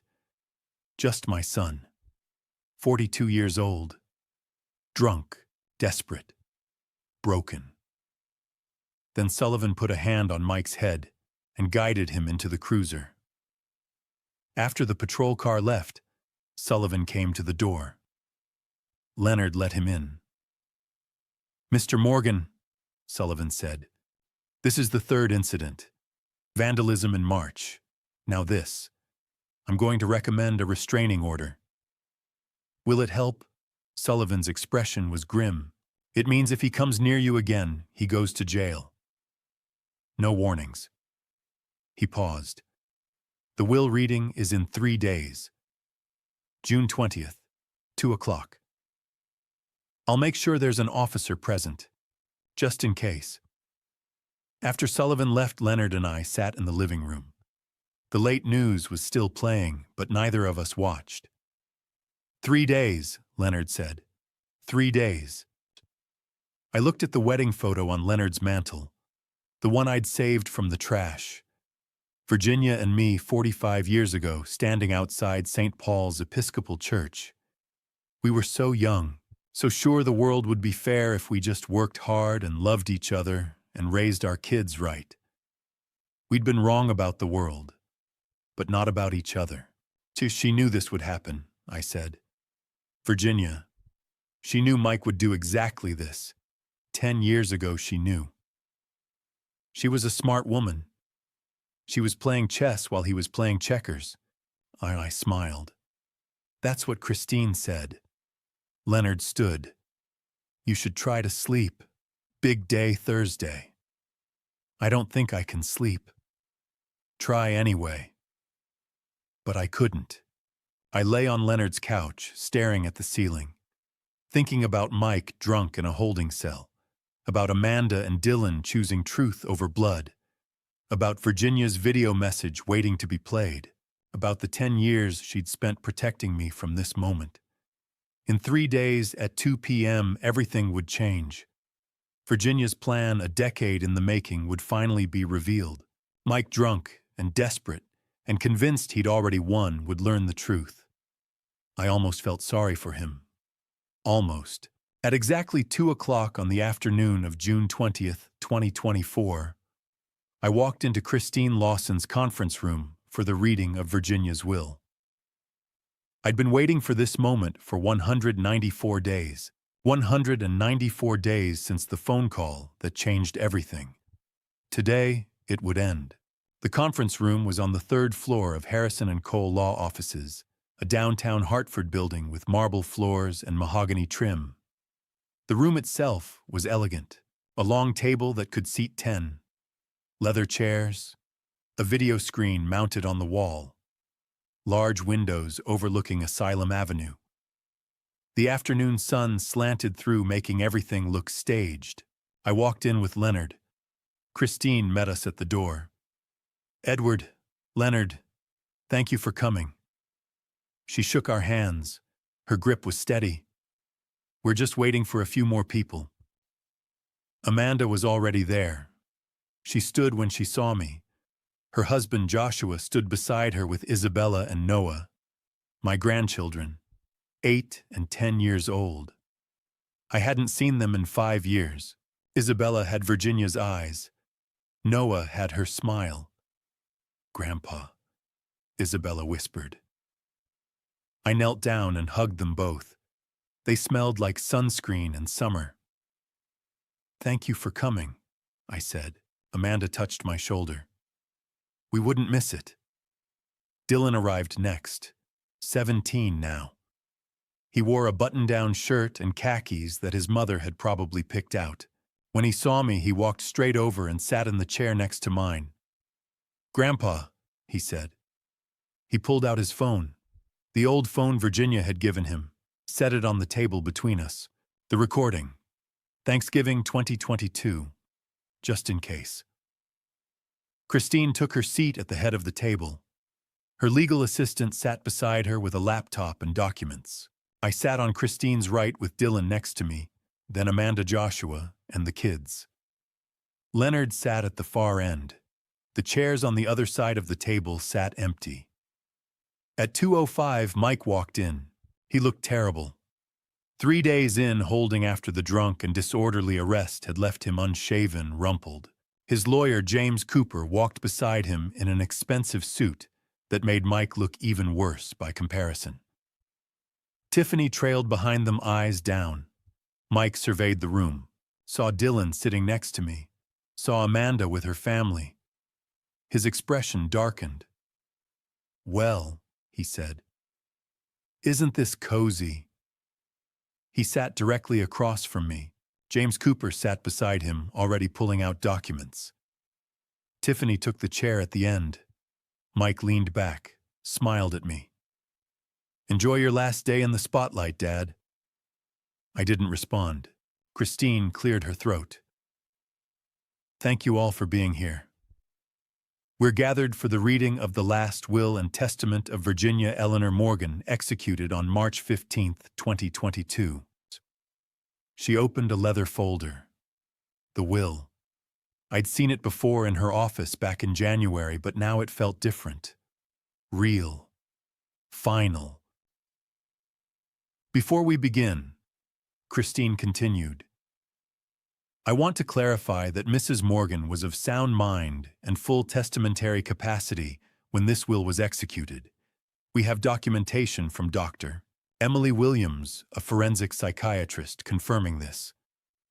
Mrs. Morgan was evaluated 3 times between 2021 and 2022. All evaluations confirmed her mental competence." Mike waved his hand dismissively. Of course she was competent. She knew exactly what she was doing. Christine's eyes flicked to him. "Good. Then you'll have no grounds to contest." Mike's smile faltered, just for a second. Then it came back, but harder now. More forced. James Cooper leaned forward. "Ms. Lawson, my client is simply eager to proceed. If we could move forward with the distributions." "We will," Christine said. "But Mrs. Morgan left very specific instructions about how this reading should proceed, and I'm bound by the terms of the will to follow them exactly." She nodded to her assistant, who stood and moved to the video screen. "Mrs. Morgan recorded a video message," Christine said. "She wanted it played before any distributions are read." The room went still. Mike's legs started bouncing under the table. "A video? That's ridiculous. Just read the damn will." "The video is part of the will," Christine said calmly. "If we don't play it, the entire will becomes invalid and the estate goes to probate. Connecticut law allows testators to include video testimony as part of their last wishes, provided certain conditions are met. Mrs. Morgan met all those conditions." James Cooper frowned. "How long is this video?" 32 minutes. 32. Mike started. "It was recorded on March 12, 2022. Christine continued, "In this conference room, 9 months before Mrs. Morgan's death. She was evaluated by Dr. Williams immediately before and after the recording. I was present. So was a notary. Everything was done according to Connecticut estate law." She looked around the table, at all of us. "Mrs. Morgan knew some of you might object to watching this. She anticipated that. So she included a clause in the will stating that anyone who refuses to watch the video in full forfeits their inheritance. The entire inheritance goes to charity." Mike's face went red. "You can't do that." "I didn't do it.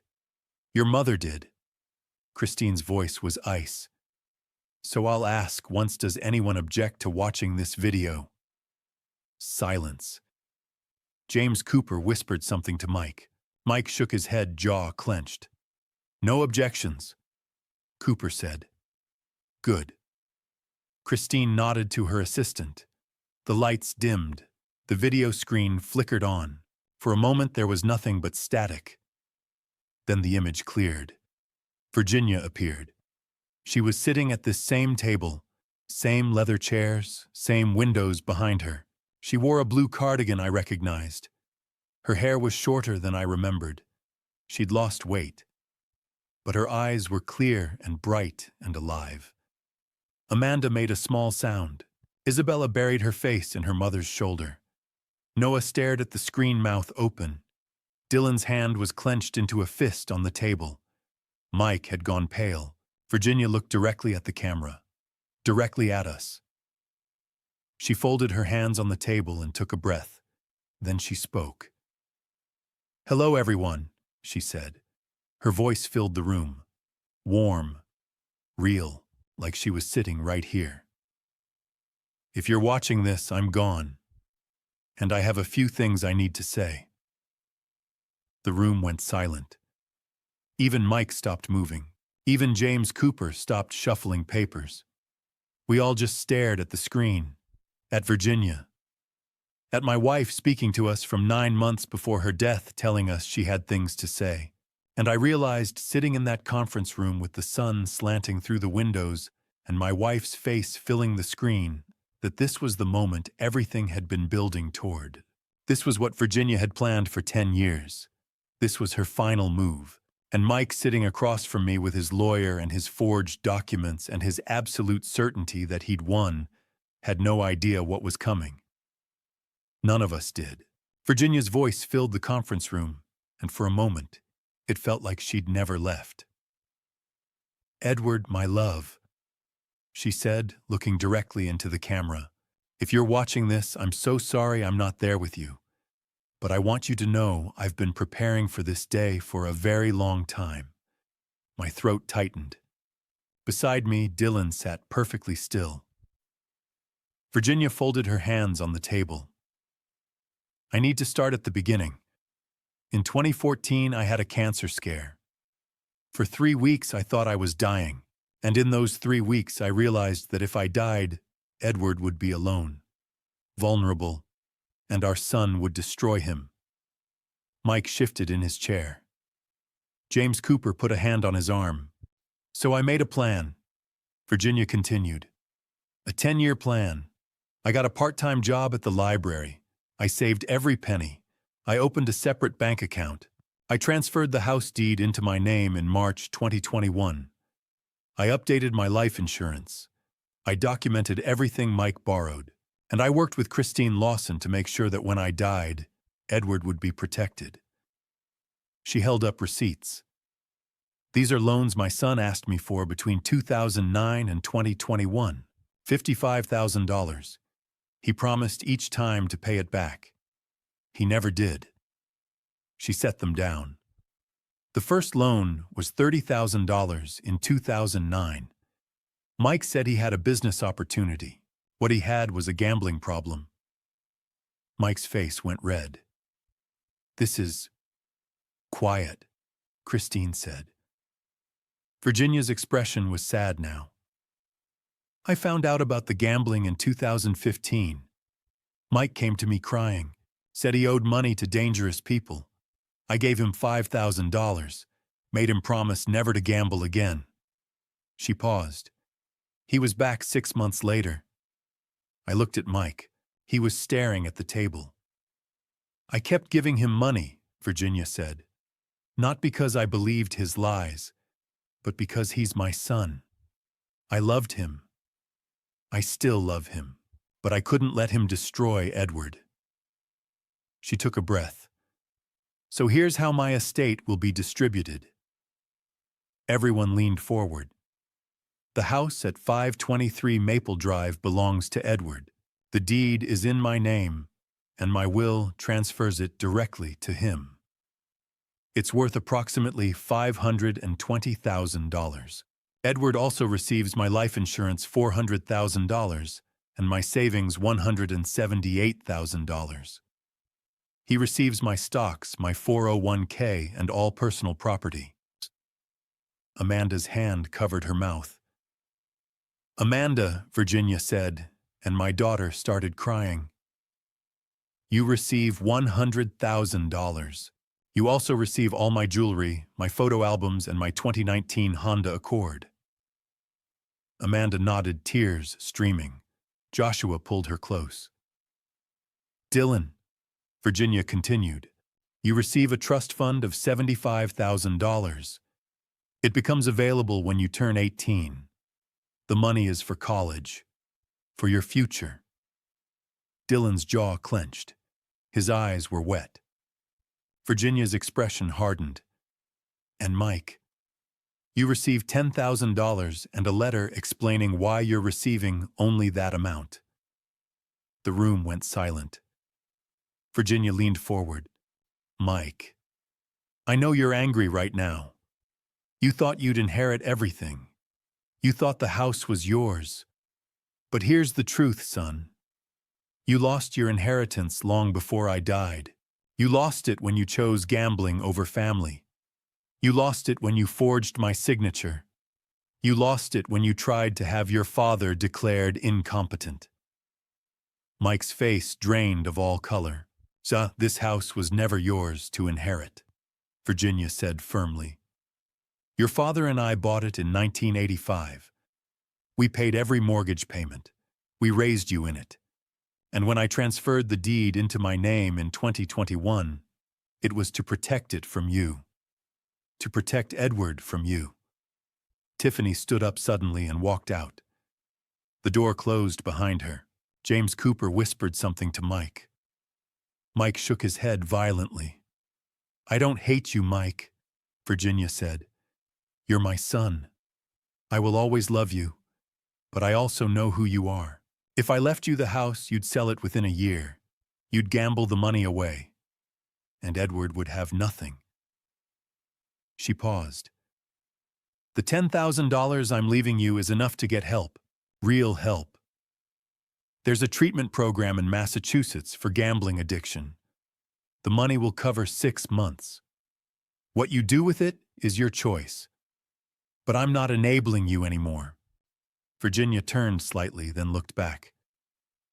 Dylan, I need you to know something.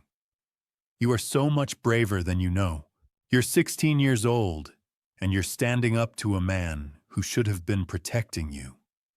That takes courage. Your grandfather needs you. Amanda needs you. And I need you to keep being brave. Dylan's hand shook on the table. I reached over and took it. Virginia smiled, the smile I remembered, the one she'd given me for 44 years. Edward, she said softly, my love, my rock, you've spent our entire marriage trying to fix things, trying to help everyone, and I love you for it. But this time I fixed it for you. Tears ran down my face. You deserve peace, Virginia said. You deserve to keep the home we built. You deserve to know that Amanda and Dylan love you, that Leonard is there for you, that you're not alone. She leaned forward. I've left you everything I could. The house, the money, the proof you need. And most importantly, I've left you free. Free from Mike's manipulation. Free from fear. Her eyes were wet now, too. I love you, Edward Morgan. I've loved you since I was 22 years old. And I will love you forever. The screen went dark. For a long moment, no one moved. Amanda was sobbing. Joshua held her. Isabella and Noah looked confused. Leonard was wiping his eyes. Dylan stared at the blank screen. I couldn't breathe. Then Mike stood up, his chair scraped back, his whole body shaking. This isn't over, he said hoarsely. I'll contest this will. I'll sue. Dylan stood up. He was holding his phone, the old phone Virginia had given him. "Actually, Dad," Dylan said quietly. "There's one more thing you need to hear." Dylan stood there with the phone in his hand. The old phone Virginia had given him 5 years ago. The phone that had been sitting on the table between us this entire time, waiting. "There's one more thing you need to hear," Dylan said again. Mike's face was still red from Virginia's video, from hearing his mother tell him he'd lost everything. "Sit down, Dylan. This doesn't concern you." "Actually, Dad, it does." Dylan set the phone on the table, pressed play. James Cooper stood. "Ms. Lawson, I object to." "Your client can leave if he wants," Christine said. "But Dylan Morgan is a named beneficiary in the will. He has the right to speak." Cooper sat back down. Mike looked at him, then at Dylan, then at the phone. The recording started. At first, there was just background noise, dishes clinking, voices talking. Then Mike's voice came through clearly. "Once the old man is gone, we'll have everything. The house is worth $500,000. Life insurance is $400,000. Savings stocks, the 401k, we're talking over $1 million. The room went silent. Tiffany's voice on the recording, "What if he doesn't cooperate?" Mike's voice, "We'll have him declared incompetent. The Parkinson's thing makes it easy. Get a doctor to say he can't manage his affairs. Then we file for guardianship." Amanda covered her mouth, started crying again. Joshua put his arm around her. Tiffany's voice, "What about Amanda?" Mike's voice laughing, "Amanda will side with me. She always does." I looked at my daughter. She was shaking her head, tears streaming down her face. The recording continued. Mike's voice, "And if that doesn't work, we forge a power of attorney. He's old. He's got Parkinson's. No one's going to question it." The room felt like all the air had been sucked out. Dylan stopped the recording. The silence that followed was absolute. Mike stood up slowly. His hands were shaking. That was taken out of context. We were just talking, just joking around." "You weren't joking." Dylan's voice was steady, calm. "I was in the next room, Dad. I heard everything. Grandma asked me to record it because she knew. She knew what you were planning. You recorded me, your own father. You were planning to steal from Grandpa, your own father." Mike's face went purple. "You little... Mr. Morgan." James Cooper stood. His expression was grim. He picked up his briefcase. "I'm withdrawing as your counsel. Effective immediately." Mike spun to face him. "What?" "That recording is evidence of intent to commit elder financial abuse, possibly fraud. I can't represent you." Cooper looked at Christine. "The will is valid. My client has no grounds to contest." He walked to the door, stopped, looked back at Mike. "Get help. Real help." Then he left.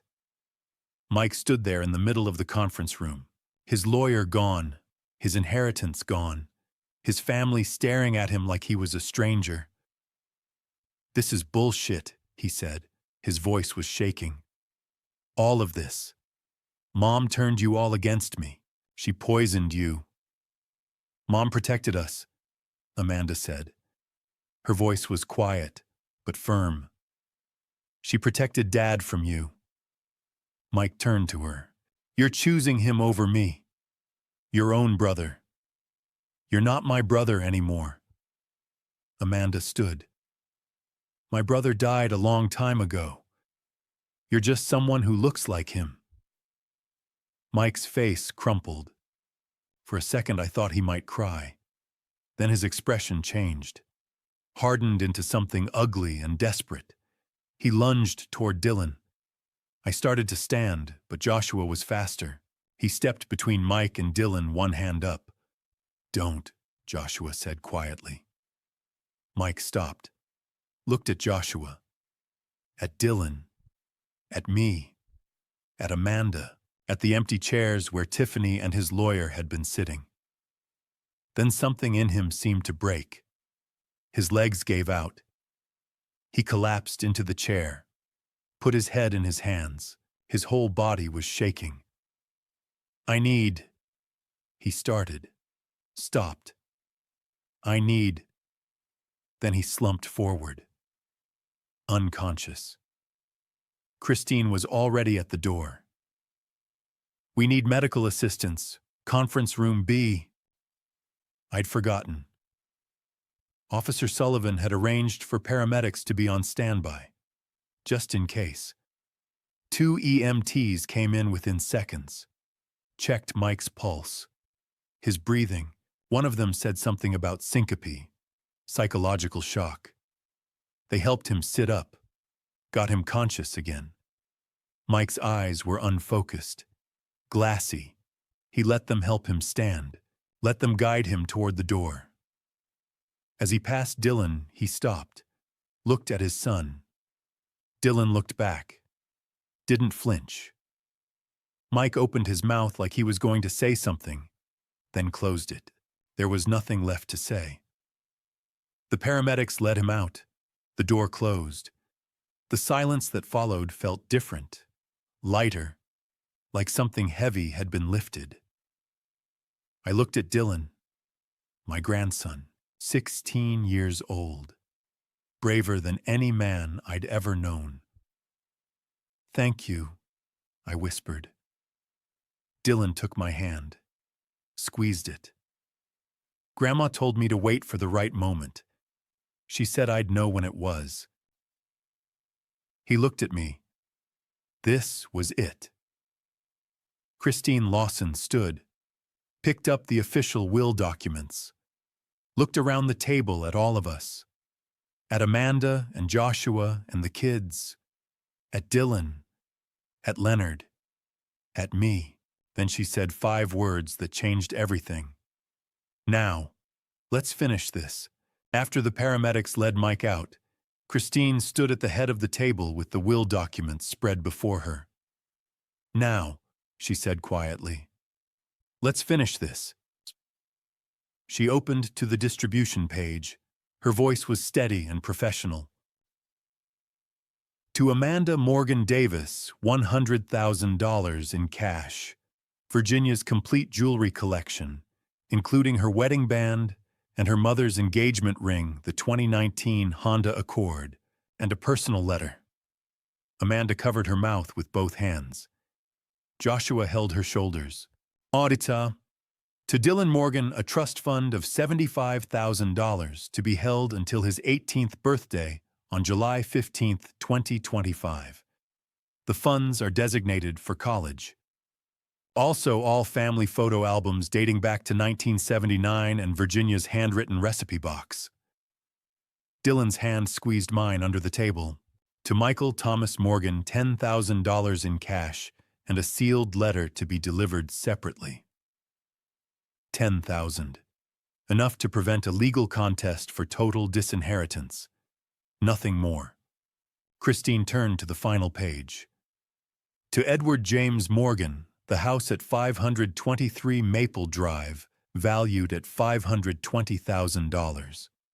Life insurance policy of $400,000. Savings account of $178,000. All stock portfolios, retirement accounts, and remaining personal property. Total estate value transferred approximately $1,098,000. I couldn't speak. Virginia had saved everything, had protected me completely, had given me back not just the house, but my entire future. "There's one more thing," Christine said. She handed Dylan a sealed envelope. "Mrs. Morgan specifically asked that Dylan read this letter aloud. She wanted everyone here to hear it. Dylan took the envelope with shaking hands, opened it carefully. Inside was a single sheet of paper in Virginia's handwriting. He cleared his throat and began to read. Dylan, my brave boy, if you're reading this, you did what I asked. You waited for the right moment. You told the truth even when it was hard, even when it meant standing against your father. I want you to know how proud I am of you. You are 16 years old, and you have more courage than most men twice your age. Your grandfather needs you. Amanda needs you. Be there for them. Love them. And don't let your father's choices define who you are. You are not his mistakes. You are your own person, strong, honest, and good. I love you. I've always loved you. Grandma Virginia. Dylan's voice broke on the last words. He pressed the letter against his chest. Tears ran down his face. Amanda stood up, walked around the table, pulled Dylan into a fierce hug. Then she reached for me, and suddenly we were all holding each other, Amanda and Dylan and me, with Joshua and the kids joining us. Even Leonard, standing nearby, wiped his eyes. When we separated, Christine handed me one final envelope, small, sealed with red wax. My name written on the front in Virginia's careful script. She marked this one private, Christine said softly. I opened it with trembling hands. Inside was a single sentence in Virginia's handwriting: plant lavender in the backyard. I will always be there with you. I closed my eyes. Virginia's garden journal. Her love of lavender. The way she'd tended those purple flowers every summer for 40 years. She was giving me a way to remember her. A way to keep her close.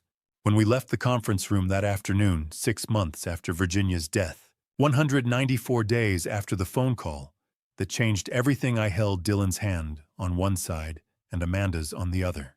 We walked past Mike's empty chair, past the video screen where Virginia had said goodbye, and stepped out into the warm June sunshine. This wasn't the end. It was a new beginning. In December of 2024, 6 months after the will reading, I sold 523 Maple Drive for $530,000 and bought a 2-bedroom condo in Portland, Maine for $280,000. Smaller, easier to manage, and 20 minutes from Amanda's family. Dylan moved in with me in August to finish his senior year. Mike had lost his house to foreclosure, and Tiffany had filed for divorce. Dylan chose to stay with me. I want to finish school here, he said. With you. Mike's company went bankrupt by September. Gambling debts came due. By fall, he was working nights at a hardware store, attending Gamblers Anonymous 3 times a week. In November, Mike sent Dylan a letter apologizing, saying he was getting help. Dylan read it, folded it carefully, and put it in his desk. I'm not ready yet, he told me. Maybe someday. I said that was okay. In October, I donated $50,000 to open the Virginia Morgan Memorial Workshop in Hartford, a woodworking program for at-risk teenagers. Leonard volunteered to teach there. By year's end, they'd helped more than 40 kids. My Parkinson's stayed manageable. On weekends, Dylan and I worked in the garage. I taught him how to use tools, join corners, sand with the grain. He had good hands. On July 15, 2025, Dylan turned 18.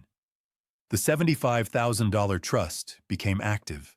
He enrolled at Portland Community College for architecture. I want to build houses like you, Grandpa, he said. Amanda visited every Sunday with Joshua and the kids. Isabella and Noah called me Grandpa now. They'd run through the condo, fill the space with laughter. In December of 2025, exactly 2 years after Virginia died, Dylan and I sat on the balcony. Snow was falling. I'd planted lavender in pots that summer, and a few purple blooms had survived into winter. You miss her, Dylan said. Every day. Me too. He paused. Do you think she knew how everything would turn out? I thought about Virginia's 10-year plan, the business card, the evidence box, the phone she'd given Dylan, the video message. Yeah, I said. I think she knew. She saved us. She did. We sat watching the snow fall. 2 years ago, I'd been on Leonard's couch wondering if I'd lost everything. Now I had a home, family, peace. Dylan stood. I'm going to make hot chocolate. Want some? Yeah, thanks. He went inside and I stayed on the balcony.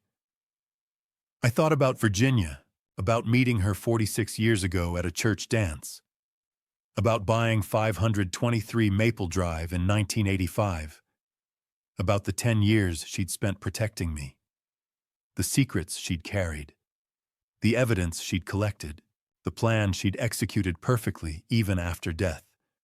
She was gone, but she was still here, in Dylan's hands building bookshelves, in Amanda's laughter, in the lavender on my balcony, in the workshop teaching kids to build, in the family she'd fought to save. Dylan came back with 2 mugs of hot chocolate. We sat together in the cold, watching the city lights through the falling snow. Grandpa, Dylan said. Yeah, I'm glad I stayed. Me too, buddy. Me too. And that I realized as the snow fell and the lavender bloomed, and my grandson sat beside me was more than enough. And to you listening to this family story tonight, remember this: God gave us family, not as a burden, but as a blessing. Virginia understood that. She spent 10 years protecting what God entrusted to her, not with anger, but with love. She knew that true strength isn't about dad revenge or getting even. It's about standing firm in faith when everything falls apart. I look back at my own family story now, and I see God's hand in every moment. In the business card Virginia left in my wallet, in Dylan's courage to record the truth, in Amanda's choice to stand with me, even in Leonard's couch where I slept for 3 months. God was there working through Virginia's plan, teaching me that justice and love aren't opposites, they're partners. So here's my advice: don't wait like I did. Don't assume the people you love will always be there tomorrow. Don't let pride or silence build walls in your family story. And if you see someone you love heading down a destructive path like Mike did with his gambling, speak up early. Get help early. Intervene before it's too late. Because by the time I realized what was happening, Virginia had already been fighting alone for 10 years. Dad revenge. That's not what this story is about. Some people might see it that way: a son trying to steal everything, a father fighting back. But that's not the heart of it. This is about a woman who loved her husband enough to carry the weight of truth by herself. That's the story here: sacrifice, protection, and grace. Not dad revenge, but a father's redemption through his wife's unconditional love. Virginia taught me that protecting your family doesn't always mean confrontation. Sometimes it means planning quietly. Sometimes it means collecting evidence. Sometimes it means giving your grandson a phone and trusting him to be brave. She taught me that love is strategic, that faith requires action, and that dad revenge is empty compared to the power of a well-executed plan rooted in love. If this story moved you tonight, please leave a comment below. Share your thoughts or your own experiences. Hit that subscribe button and ring the notification bell so you never miss these compelling narratives. And if you know someone going through family struggles, please share this video with them. Thank you for staying with me until the very end. Your time and attention mean more than you know. One important note: the stories on this channel contain fictionalized elements crafted for entertainment and reflection. If this content isn't your preference, feel free to explore other videos. God bless you all.